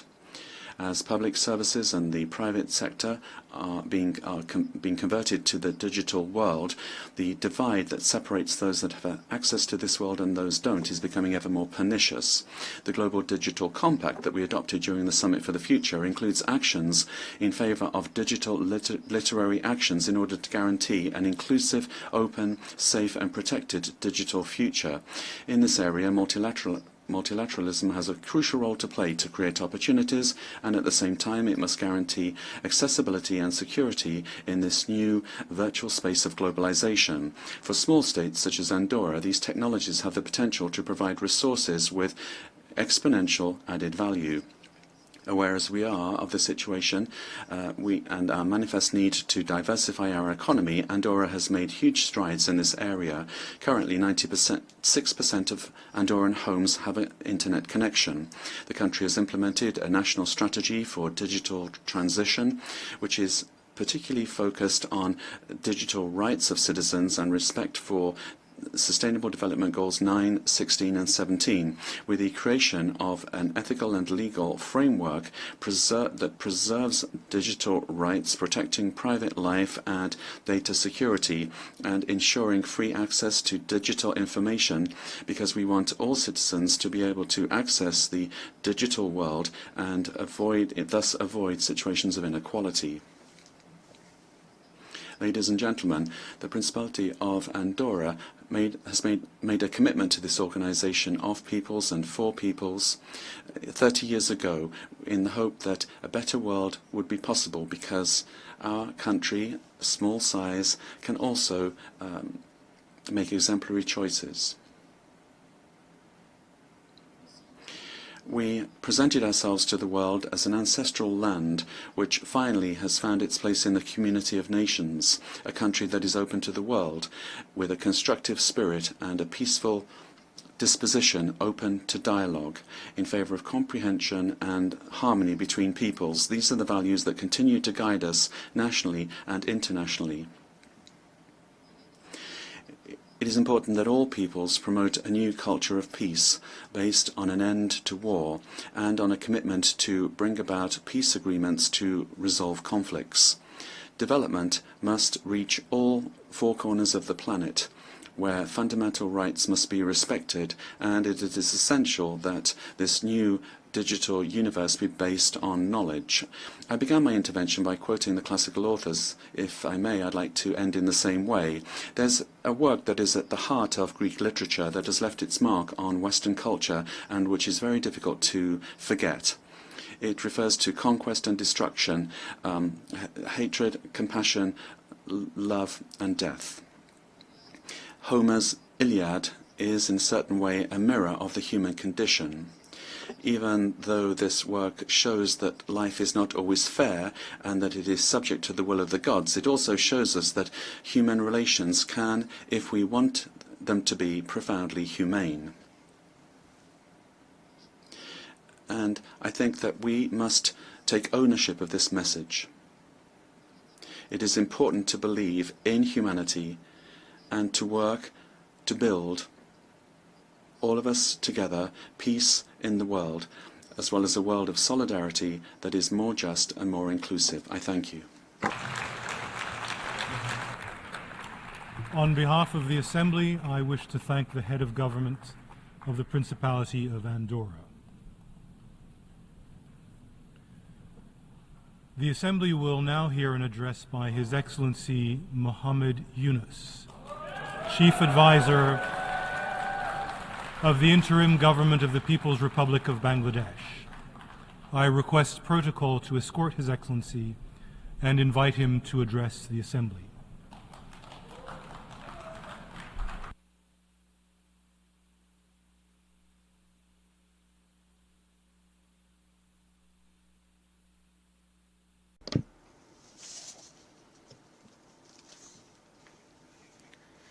Bismillahirrahmanirrahim. Mr. President,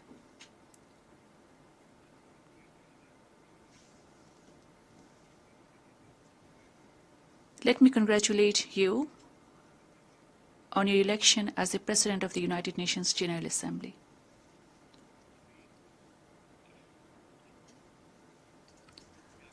I would like to assure you of Bangladesh delegation's full cooperation throughout the session.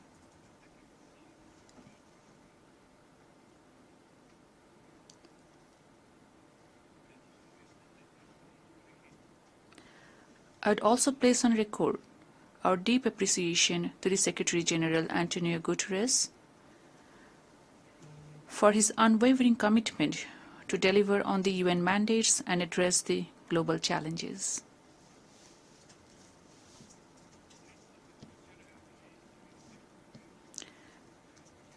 I particularly applaud his vision in convening the Summit of the Future.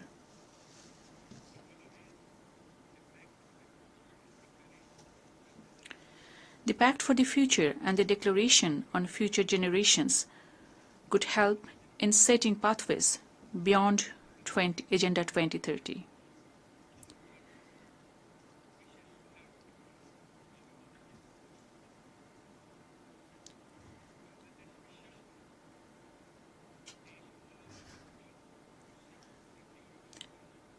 Bangladesh believes that the summit's outcome will serve as a guiding framework in materializing our shared aspirations and rethinking collaboration for posterity.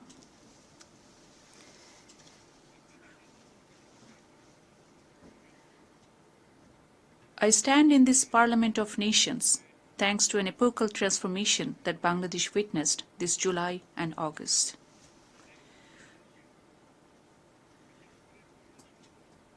The power of the ordinary people, in particular our youth, presented to our nation an opportunity to overhaul many of our systems and institutions.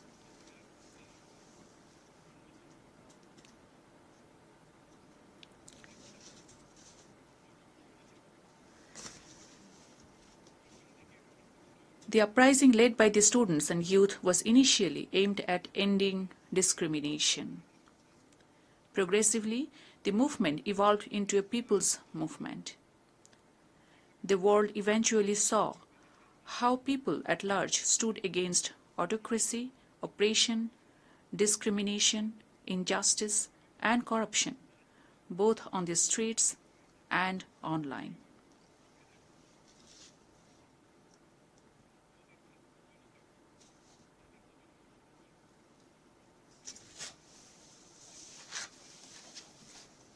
Our people, particularly youth, gained us independence from an autocratic and undemocratic regime with an exceptional resolve and capability.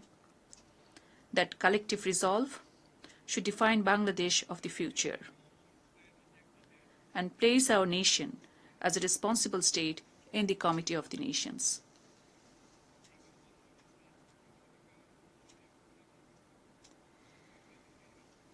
This was indeed a movement that primarily brought together people who were long left in politics and development, who asked prosperity to be shared, to be inclusive.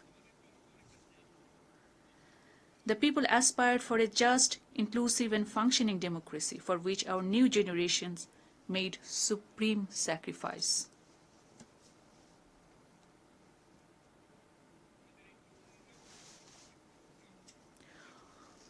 We were moved by the wisdom, courage and conviction our youth showed.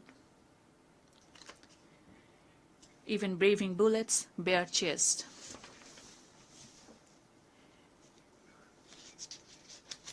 Young girls were fiercely vocal against the illegitimate state power.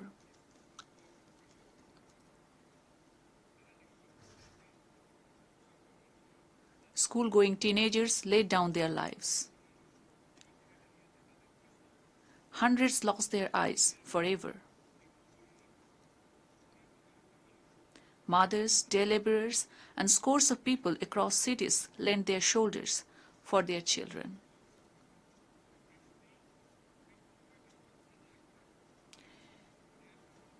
Defying sweat, rain, and fear of death, they defeated all the evil designs and machinations of few who manipulated the state machinery against truth and just aspirations of people for years. The People's Movement left an estimated over 800 martyrs in the hands of the autocratic regime. Bangladesh was born because of her people's profound belief in liberalism, pluralism, and secularism. Decades later, our Generation Z is making us revisit and reimagine the very values that our people stood for back in 1971, as our people also did in 1952 to defend our mother language, Bangla.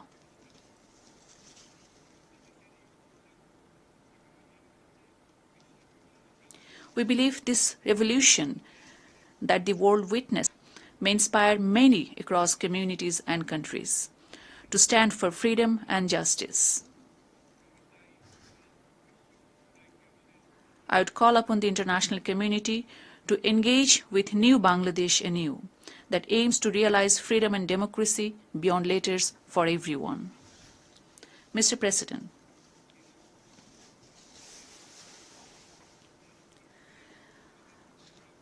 our youth and people together entrusted me and my colleagues in the Council with enormous responsibilities to reconstruct a decaying state apparatus.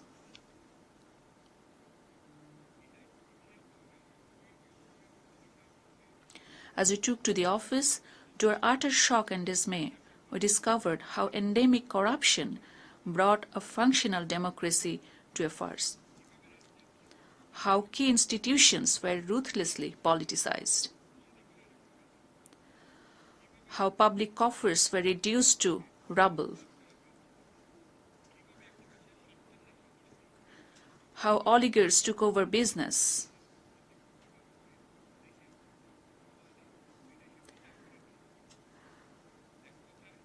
How chosen few concentrated wealth in their hands and amassed and laundered wealth out of Bangladesh. In all, justice, ethics, and morality almost at every level reached a low.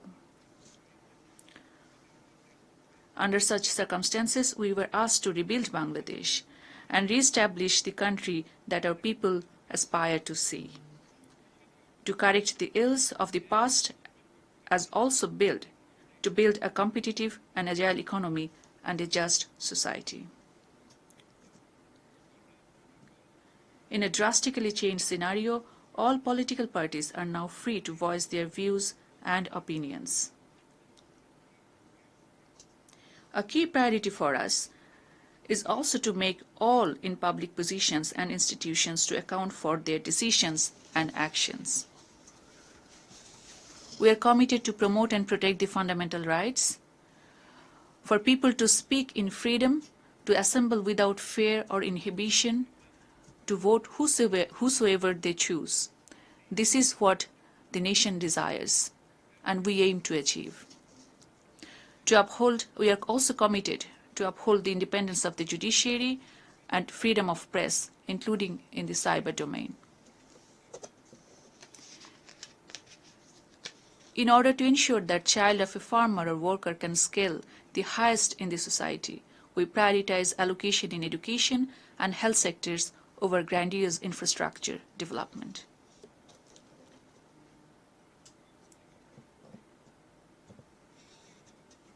We also aim at ensuring good governance across all sectors.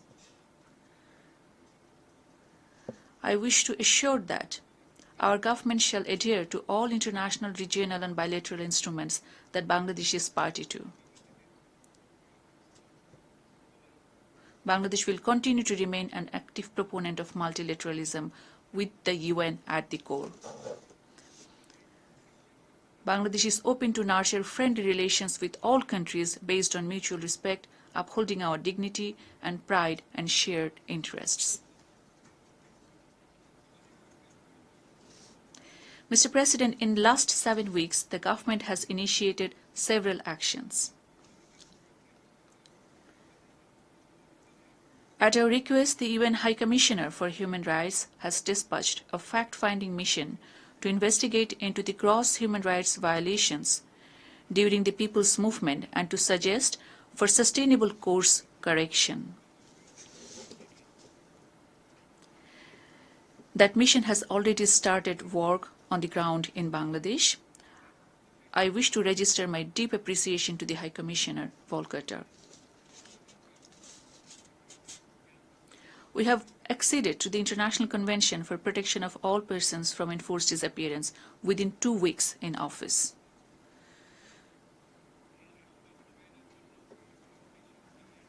The required national legislation is underway so that we can effectuate its early implementation.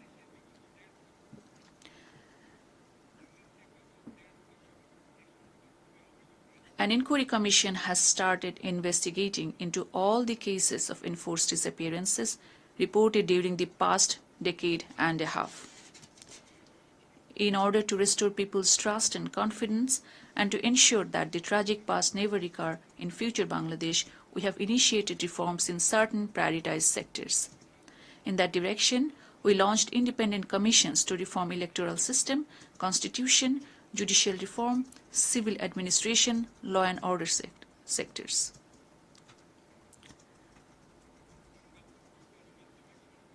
A few more commissions are on the cards to reform other sectors, including press and media. In order to create a conducive environment, সংস্কারের জন্য স্বাধীন commission গঠন করেছে। সংবাদপত্র ও গণমাধ্যমের সংস্কারের জন্যও পৃথক কমিশন সহ আরো কয়েকটি বিশেষ বিষয়ে কমিশন গঠন প্রক্রিয়াধীন রয়েছে। ব্যবসা বাণিজ্যে অনুকূল পরিবেশ সৃষ্টির লক্ষ্যে আমরা ব্যাংক ও আর্থিক খাতের ব্যাপক বিদেশি ব্যবসা বা বিনিয়োগ যেন ক্ষতিগ্রস্ত না হয় তা নিশ্চিত করতে আমরা বদ্ধপরিকর। এইসব সংস্কার যেন টেকসই হয়, দীর্ঘমেয়াদে নিশ্চিত করতে এবং অবাধ ও নিরপেক্ষ অংশগ্রহণমূলক নির্বাচনের জন্য উপযোগী পরিবেশ সৃষ্টি করতে আমরা কাজ করে যাচ্ছি। গণতন্ত্র, আইনের শাসন, সমতা, সমৃদ্ধি অর্জনের মাধ্যমে একটি ন্যায়ভিত্তিক সমাজ হিসেবে আত্মপ্রকাশের অভিপ্রায় বাস্তবায়নে বাংলাদেশের প্রতি আন্তর্জাতিক সম্প্রদায়ের সমর্থন ও গভীরতর সম্পর্ক গঠন করার জন্য আহ্বান জানাচ্ছি।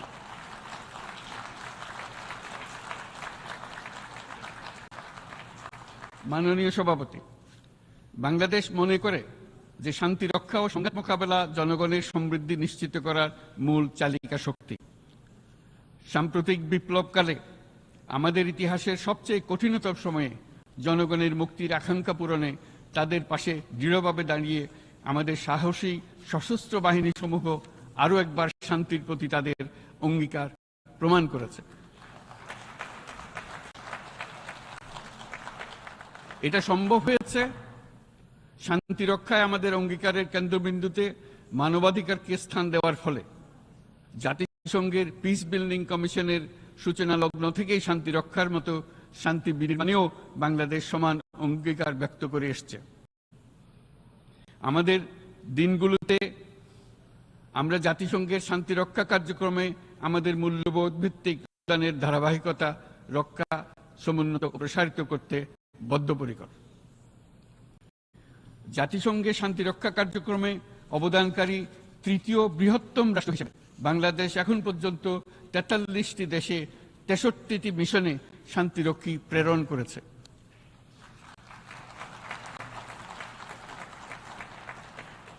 বসনিয়া থেকে শুরু করে কঙ্গো পর্যন্ত বিশ্বের বিভিন্ন প্রান্তে এসব মিশনে দায়িত্ব পালনকালে ১৬৮ জন শান্তিরক্ষী নিজেদের জীবন বিসর্জন দিয়েছে।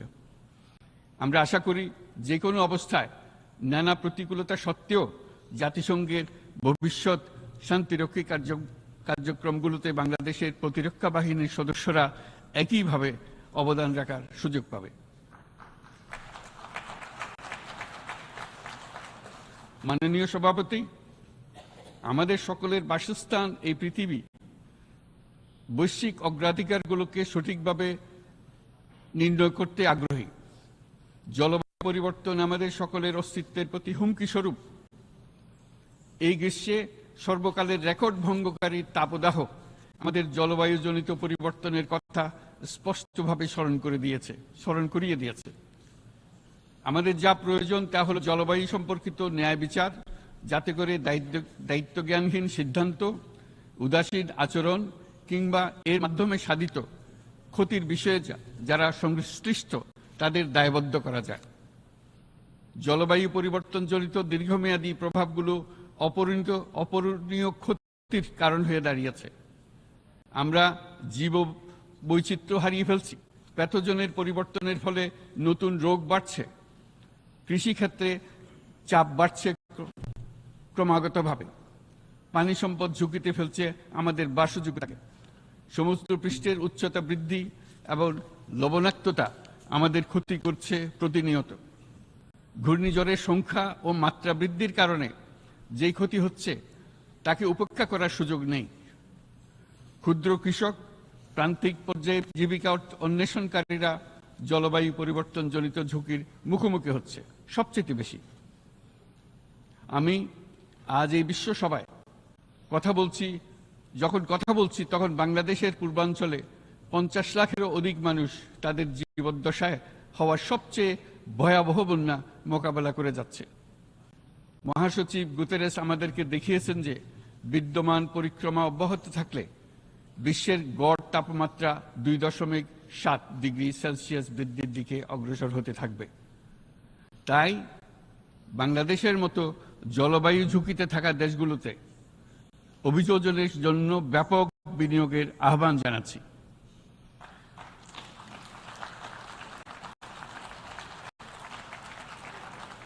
এছাড়াও উদ্ভাবনী শক্তির প্রয়োগ, অতিরিক্ত অর্থায়নের মাধ্যমে লস অ্যান্ড ড্যামেজ ফান্ডকে কার্যকর করা আমাদের জন্য অত্যন্ত গুরুত্বপূর্ণ। একইভাবে আমাদের প্রয়োজন প্রযুক্তির সহজলভ্যতা, সক্ষমতা বৃদ্ধি। নির্দিষ্ট করে বললে আমাদের দরকার জীবন রক্ষাকারী প্রযুক্তি, বিশেষত কৃষি, পানি এবং জনস্বাস্থ্য খাতে, যেখানে ক্ষুদ্র ক্ষুদ্র উদ্ভাবন এবং সমাধানসমূহ ঝুঁকিতে থাকা জনগোষ্ঠীকে রক্ষা করতে পারে। জলবায়ু সংকটের মোকাবেলা এবং বৈশ্বিক অর্থনীতি সুসংহতকরণে আমাদের যুগপথভাবে কাজ করতে হবে। বিশ্ব সম্প্রদায় এখন কার্বন মুক্ত পৃথিবী গড়ে তুলতে মনোযোগী হচ্ছে। বিশ্বের অধিকাংশ মানুষকে এই ধরনের পরিবর্তনের সুফলভোগী করতে হলে নেট জিরো পৃথিবীর দিকে আমাদেরকে অগ্রসর হতে হবে। বাংলাদেশের মতো দেশগুলোকে সাথে নিয়ে যেতে হবে। তা না হলে পারস্পরিক দায়িত্ববোধের মাধ্যমে পারস্পরিক সমৃদ্ধি অর্জনে আমাদের সার্বজনীন অঙ্গীকার পূরণে পিছিয়ে পড়ব আমরা। এই ক্ষেত্রে আমি বিশ্বাস করি সমগ্র বিশ্ব একসাথে ৩-০ লক্ষ্য অর্জনের ধারণা বিবেচনা করে দেখতে পারে, যার মাধ্যমে আমরা শূন্য দারিদ্র্য, শূন্য বেকারত্ব এবং শূন্য নেট কার্বন নিঃসরণ অর্জন করতে পারি, যেখানে পৃথিবীর প্রতিটি তরুণ তরুণী চাকরি প্রার্থী না হয়ে বরং উদ্যোক্তা হিসেবে নিজেকে প্রতিষ্ঠিত করার সুযোগ পাবে। তারা যেন এই সম্পদের সীমাবদ্ধতা সত্ত্বেও নিজ নিজ সৃজনশীলতার বিকাশ করতে পারে, যেখানে একটি ব্যবসায়িক উদ্যোগ সামাজিক সুফল, অর্থনৈতিক মুনাফা এবং প্রকৃতির প্রতি দায়িত্বশীলতার মধ্যে একটি চমৎকার ভারসাম্য আনতে পারে, যেখানে সামাজিক ব্যবসার মাধ্যমে যে কোনো ব্যক্তি ভোগবাদী জীবনধারা থেকে উত্তরণ করে সামাজিক ও অর্থনৈতিক পরিবর্তনের সৃজনশীল শক্তি হিসেবে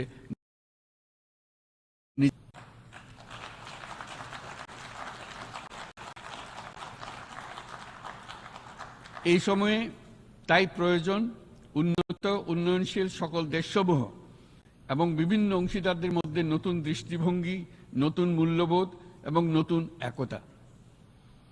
সামগ্রিকভাবে এই লক্ষ্য অর্জনে জাতিসংঘ ব্যবস্থা, জাতীয় আঞ্চলিক পর্যায়ে সরকারসমূহ, সকল ব্যবসা প্রতিষ্ঠান, বেসরকারি অংশীজন এবং দাতব্য সংস্থাগুলোকে একসঙ্গে কাজ করতে হবে। আমাদের অর্থনৈতিক কাঠামোতে সামাজিক ব্যবসাকে স্থান দিলেই নিচের অর্ধেকাংশ মানুষের জীবনে তা বিরাট পরিবর্তন আনতে পারে।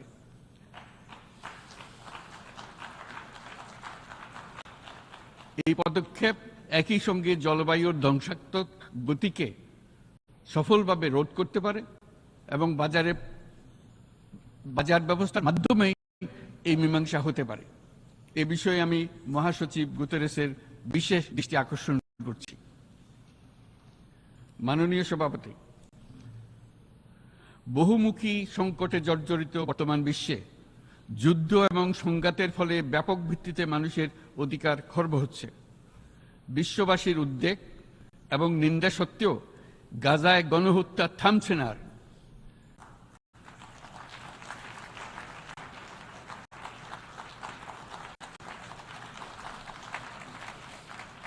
ফিলিস্তিনের মতো বিদ্যমান বাস্তবতা কেবল আরব কিংবা মুসলমানদের জন্যই উদ্বেগজনক নয়, বরং তা সমগ্র মানব জাতির জন্যই উদ্বেগের বিষয়।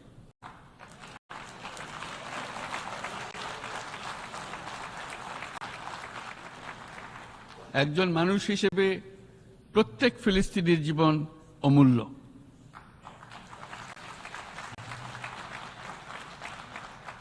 ফিলিস্তিনের জনগণের বিরুদ্ধে যে মানবতা বিরোধী অপরাধ হচ্ছে তার জন্য সংশ্লিষ্ট সকলকে দায়বদ্ধ করতে হবে।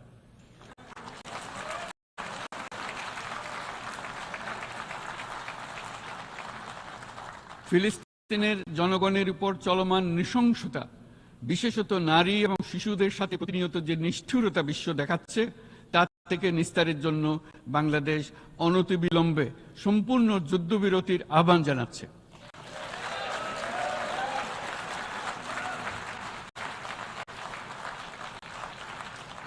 আনতে পারবে, তাই জাতিসংঘ সহ আন্তর্জাতিক সম্প্রদায়ের সকলকে এর বাস্তবায়নের জন্য এখনই উদ্যোগ নিতে আহ্বান জানাচ্ছি।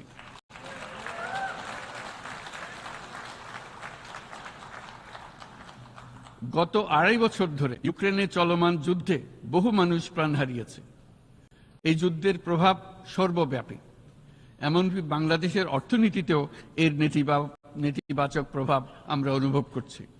আমরা তাই উভয় পক্ষকে সংলাপে বসে বিরোধ নিরসনের মাধ্যমে যুদ্ধের অবসান ঘটানোর আহ্বান জানাচ্ছি।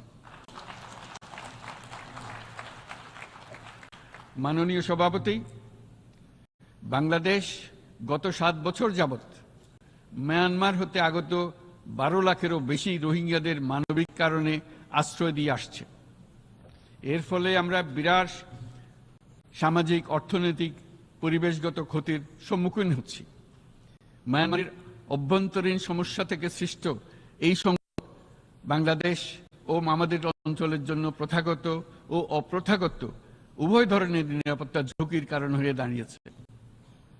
মিয়ানমার থেকে বাংলাদেশে বলপূর্বক বাস্তুচ্যুত রোহিঙ্গাদের সহায়তা করতে আমরা অঙ্গীকারবদ্ধ।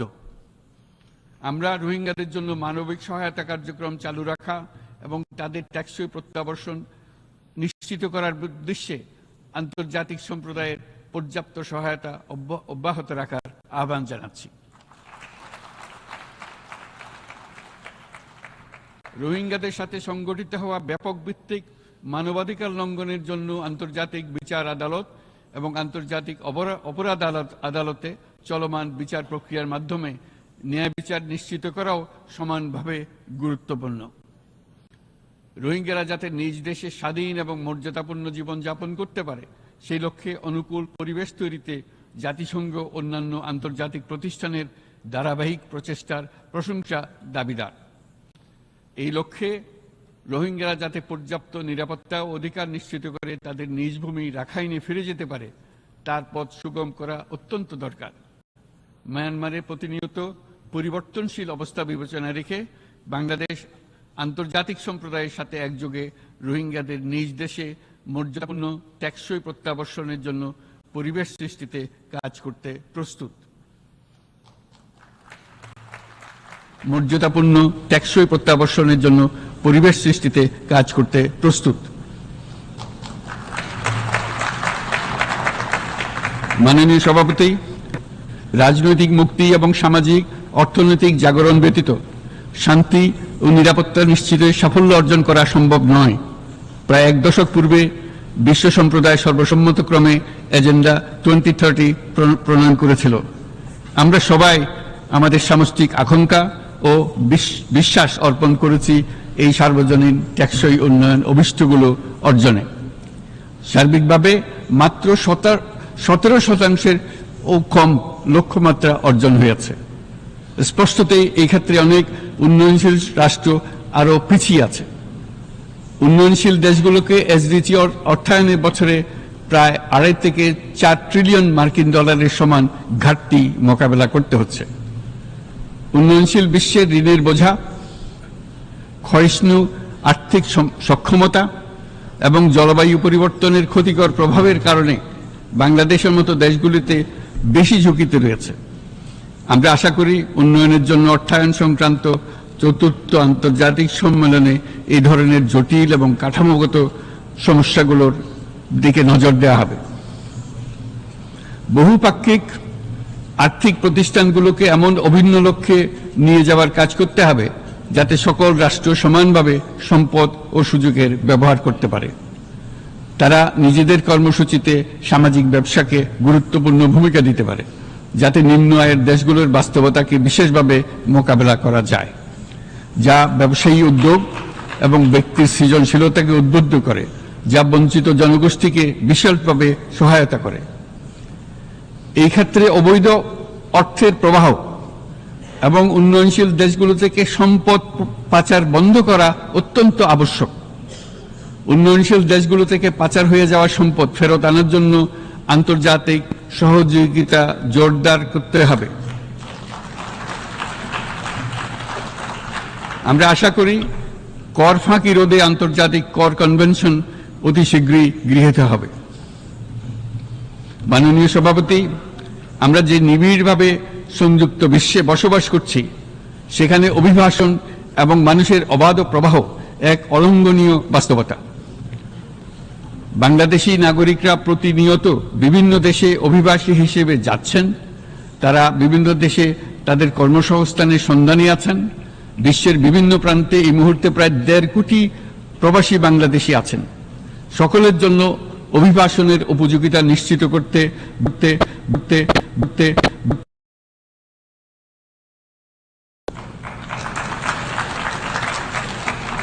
আন্তর্জাতিক সম্প্রদায়কে অভিবাসীদের মানবাধিকার এবং তাদের প্রতি মানবিক আচরণ নিশ্চিত করতে হবে। অভিবাসনের উপর 2018 সালে যে গ্লোবাল কম্প্যাক্ট অন মাইগ্রেশন গৃহীত হয়েছে তার পূর্ণ বাস্তবায়নে বাংলাদেশ প্রতিশ্রুতিবদ্ধ এবং একই সাথে অনিরাপদ অভিবাসন রোধেও আমরা বদ্ধপরিকর। মাননীয় সভাপতি, প্রতি বছর প্রায় 25 লক্ষ তরুণ তরুণী বাংলাদেশের শ্রমবাজারে যুক্ত হচ্ছেন। বাংলাদেশের বিপুল জনশক্তির প্রায় 2/3 তরুণ। এই জনশক্তিকে বর্তমান ও আগামীর জন্য গড়ে তোলা বাংলাদেশের জন্য একটা বড় চ্যালেঞ্জ। ক্রমপরিবর্তনশীল কর্মজগতে একজন তরুণকে প্রতিনিয়ত নতুন দক্ষতা অর্জন করতে হয়। এই কর্মপরিবেশের সাথে মানিয়ে নেওয়া শিখতে হয়। এই জন্য বাংলাদেশ যখন মধ্যম আয়ের দেশ হিসেবে উন্নতি হচ্ছে, তখন আমরা শিক্ষা এবং প্রযুক্তিগত সহায়তা লাভের উপর বিশেষ জোর দিচ্ছি। এবার কৃত্রিম বুদ্ধিমত্তার বিষয়ে আসি। কৃত্রিম বুদ্ধিমত্তার অভাবনীয় বিকাশ এবং এর বহুমাত্রিক প্রয়োগে বাংলাদেশ বিশেষভাবে আগ্রহী। আমাদের তরুণ সমাজ জেনারেটিভ আর্টিফিশিয়াল ইন্টেলিজেন্সের সম্ভাবনা নিয়ে উচ্ছ্বসিত। একজন বিশ্ব নাগরিক হিসেবে তারাও চায় নতুন পৃথিবীতে নিয়োজিত হতে, কর্মক্ষম হিসেবে নিজেকে গড়ে তুলতে। বাংলাদেশের মতো বৃহৎ তরুণ জনগোষ্ঠীর দেশ যাতে কৃত্রিম বুদ্ধিমত্তার প্রয়োগজনিত অর্জিত সুফল থেকে পিছিয়ে না পড়ে, বিশ্ব সম্প্রদায়কে তা নিশ্চিত করতে হবে। একই সঙ্গে নিশ্চিত করতে হবে যেন কৃত্রিম বুদ্ধিমত্তার কারণে কর্মক্ষেত্রে মানুষের চাহিদা ক্রমাগতভাবে সংকুচিত হয়ে না যায়।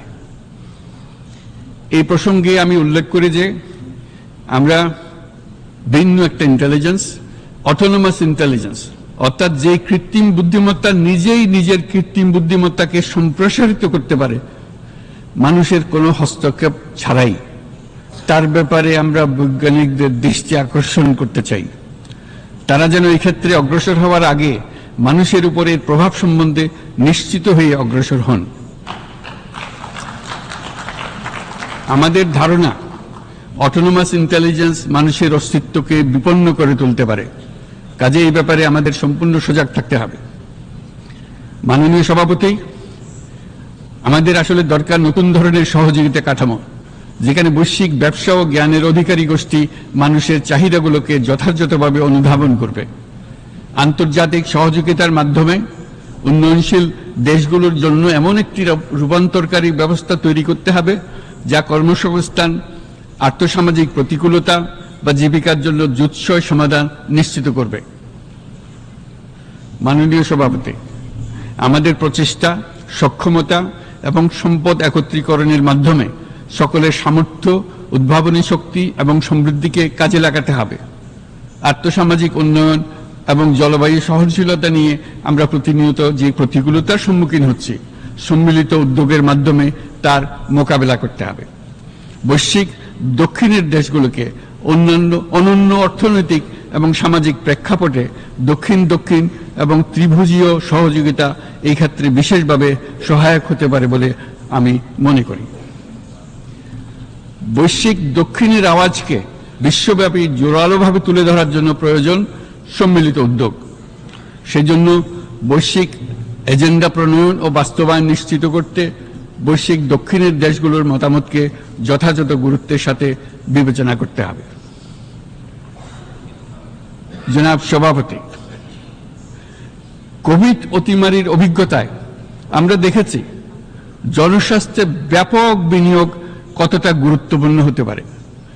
বিশ্ব স্বাস্থ্য সংস্থায় বৈশ্বিক অতিমারি চুক্তির চলমান আলোচনায় বাংলাদেশ নেতৃত্ব প্রদান করে চলেছে।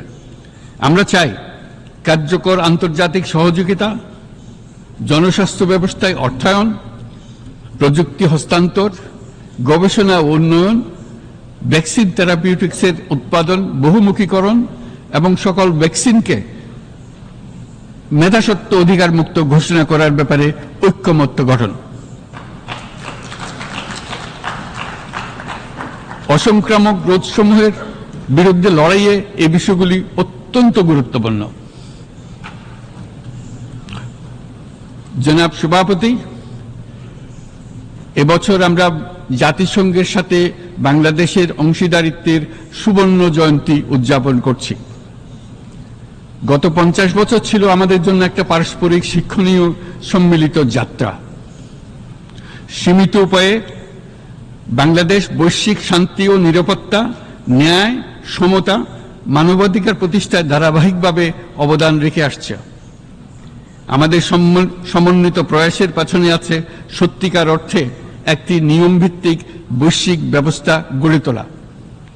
এই প্রসঙ্গে উদাহরণ হিসেবে আমি স্মরণ করছি 1999 সালে জাতিসংঘ সাধারণ পরিষদে ক্ষুদ্র ঋণের উপর গৃহীত রেজুলেশনের কথা। সেই সময় জাতিসংঘ 2005 সালকে ইয়ার অফ মাইক্রোক্রেডিট ঘোষণা করেছিল, যার ফলে ক্ষুদ্র ঋণ বিশ্বব্যাপী সম্প্রসারিত হবার সুযোগ পেয়েছিল। একই সময়ে বাংলাদেশের উদ্যোগে গঠিত হয়েছিল ফ্রেন্ডস অব মাইক্রোক্রেডিট। 2001 সাল থেকে সাধারণ পরিষদে কালচার অফ পিস সংক্রান্ত বাৎসরিক যে রেজলিউশন গৃহীত হয়ে আসছে, বা নিরাপত্তা পরিষদে নারী, শান্তি ও নিরাপত্তা সংক্রান্ত যে 1325 নম্বর রেজলিউশন গৃহীত হয়েছিল, তা বাংলাদেশের বিশ্বজনীন উদ্যোগগুলোর প্রতিফলন এবং অবদান। মাননীয় সভাপতি, আজ এই মহান বিশ্বসভায় বিশ্ব নেতৃবৃন্দের উপস্থিতিতে প্রতিধ্বনিত হচ্ছে শান্তি, নিরাপত্তা, ন্যায় বিচার প্রতিষ্ঠা এবং সম্পদের সুষম বন্টনের মাধ্যমে সকলের অন্তর্ভুক্তি নিশ্চিত করার আহ্বান। সদস্য রাষ্ট্র হিসেবে আমাদের প্রত্যেককে আজ গভীরভাবে অনুধাবন করতে হবে কিভাবে আমরা নারী, পুরুষ সকলের জন্য ও আগামীর দিনগুলোতে উদ্যোক্তা হবার সমান সুযোগ সৃষ্টি এবং তাদের ক্ষমতায়ন নিশ্চিত করতে পারি। সকল বৈশ্বিক সমস্যার সমাধানের জন্য আমাদের সবার হাতে যথেষ্ট সক্ষমতা, সম্পদ এবং উপায় রয়েছে। আসুন আমরা জাতীয় বা আন্তর্জাতিক যেসব প্রতিশ্রুতি দিয়েছি তা বাস্তবায়ন করি এবং অর্থনৈতিক ক্ষেত্রে সামাজিক ব্যবসার ধারণা প্রতিষ্ঠিত করে সকল প্রকার বৈষম্য ও অসমতার অবসানে ঐক্যবদ্ধভাবে আমরা কাজ করি। বাংলাদেশের তরুণরা প্রমাণ করেছে যে মানুষের স্বাধীনতা, মর্যাদা ও অধিকার সমুন্নত রাখার অভিপ্রায় কোনো উচ্চাভিলাষ নয়, বরং এটা সকলের নিশ্চিত প্রাপ্য। আজ এই মহান সমাবেশে আপনাদের উপস্থিতিতে শান্তি, সমৃদ্ধি ও ন্যায় বিচার নিশ্চিত করতে আন্তর্জাতিক, আঞ্চলিক এবং জাতীয় পর্যায়ে বাংলাদেশে তার ভূমিকাকে ক্রমাগতভাবে জোরদার করার নিশ্চয়তা দিচ্ছে। আজ আপনাদের সবাইকে শুভেচ্ছা জানাচ্ছি, ধন্যবাদ জানাচ্ছি।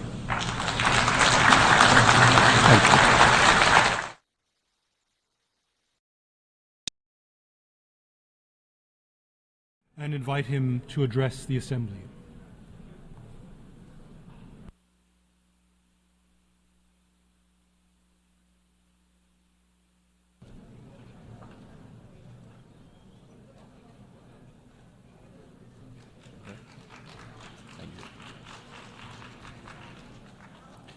Mr. President, Mr. Secretary General, Excellencies, it is an honor to represent my country, Republic of Moldova, at this unique forum where small and large nations alike address core issues on the global agenda.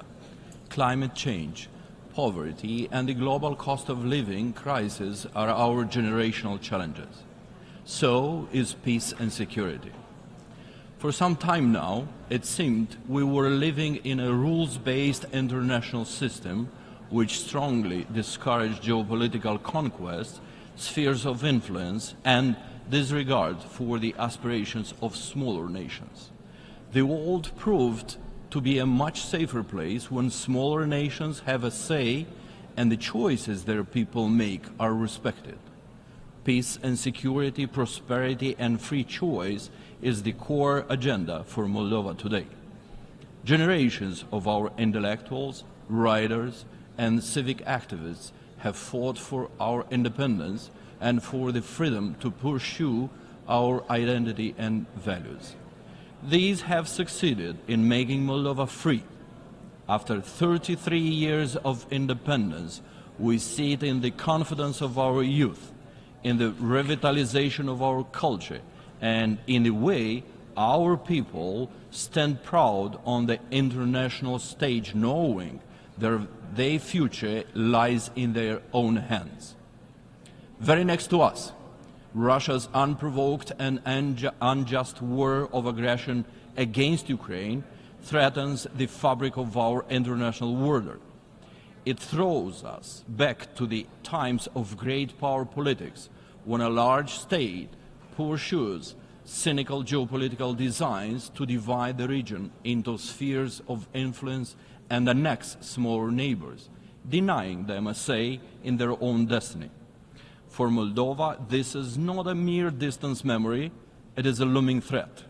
Moldova knows all too well the consequences, and we're determined to never return to those times.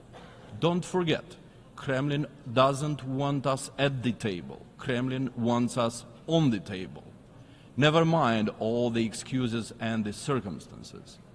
Compulsion and raw force are perpetuated and complemented now with hybrid warfare, malign influence, and subversion of the democratic state. And these latest developments, ladies and gentlemen, are threatening not only Moldova. We see them escalating throughout the democratic world too. Even mature democracies find it difficult to cope with, witnessing polarization and division. Therefore, Ukraine is now fighting not just for its statehood, nation, and its very existence. It is fighting for each nation's freedom to choose and pursue its own national aspirations. Moldova stands by and in solidarity with Ukraine in defense against Kremlin's aggression. And we urge the international community to timely provide all necessary support to Ukraine. Distinguished audience, despite the war at our border, Moldova remains an active and committed contributor to the regional security. We are a reliable partner for our neighbors, Romania and Ukraine, as well as the European Union. We have preserved peace and security in Moldova. At the same time, we have supported humanitarian efforts by welcoming over 1 million Ukrainian refugees and ensuring their safety. Peace is not just our goal, it is our duty. Peace remains our core commitment. Moldova is also committed to a just, peaceful resolution of the Transnistrian conflict with full respect for Moldova's sovereignty and territorial integrity within its internationally recognized borders. For this to happen, Russia's illegal military presence must end. I call on the international community to reaffirm the need for the immediate and unconditional withdrawal of the Russian military from Moldova. This is not just about Moldova, it's about upholding international law, safeguarding regional stability, and ensuring that no country's sovereignty is compromised by foreign military presence. Ladies and gentlemen, Moldova's destiny belongs to Moldovans, not outside powers.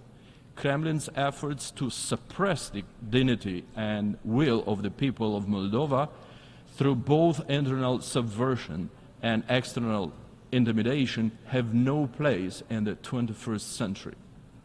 Despite our differences, we have always taken big decisions as a nation together and have proudly reaffirmed our national dignity and self-worth. The social compact of our society is individual freedoms, human rights, competitive elections, and open society, not Kremlin's satellite state. Today, our people are closer than ever to fulfilling these aspirations. We're full of hope and determination. Hope for a democratic, prosperous future in the European family of nations, to which we rightfully belong. And this hope is firmly rooted in Moldova's collective achievements over the past years, determined to work hard and tirelessly to become a proud member of the EU's peaceful and prosperous family. Moldova stands today stronger and more united. Despite flooding Moldova with illicit money, propaganda and falsehoods, and waging a fully fledged hybrid attack, Kremlin has failed to divide our house against itself. Moldova is no longer a gray zone, a profitable money laundering enterprise for unscrupulous oligarchs and foreign powers who plundered the state and the people and manipulated institutions for their benefit. International sanctions against these perpetrators have helped, and we are working to return their stolen money. Our commitment to reform is unwavering, and we have made progress in cleaning up its justice system and law enforcement. The international community has recognized these efforts, with Moldova's corruption perception and rule of law rankings improving significantly. We acted to make our economy resilient even in the face of the regional instability. Despite proximity to the war zone, Moldova's business environment is improving, though slowly. Small and medium enterprises have a more promising outlook, and exports of high-quality products are picking up thanks to our access to European markets. Moldova is doing digital and is bringing the government closer to its citizens and businesses. Over the past few years, more has been invested in infrastructure than over 10 years before that. Our energy independence is now a reality. Energy can no longer be used to blackmail and extract geopolitical concessions. Moldova's energy security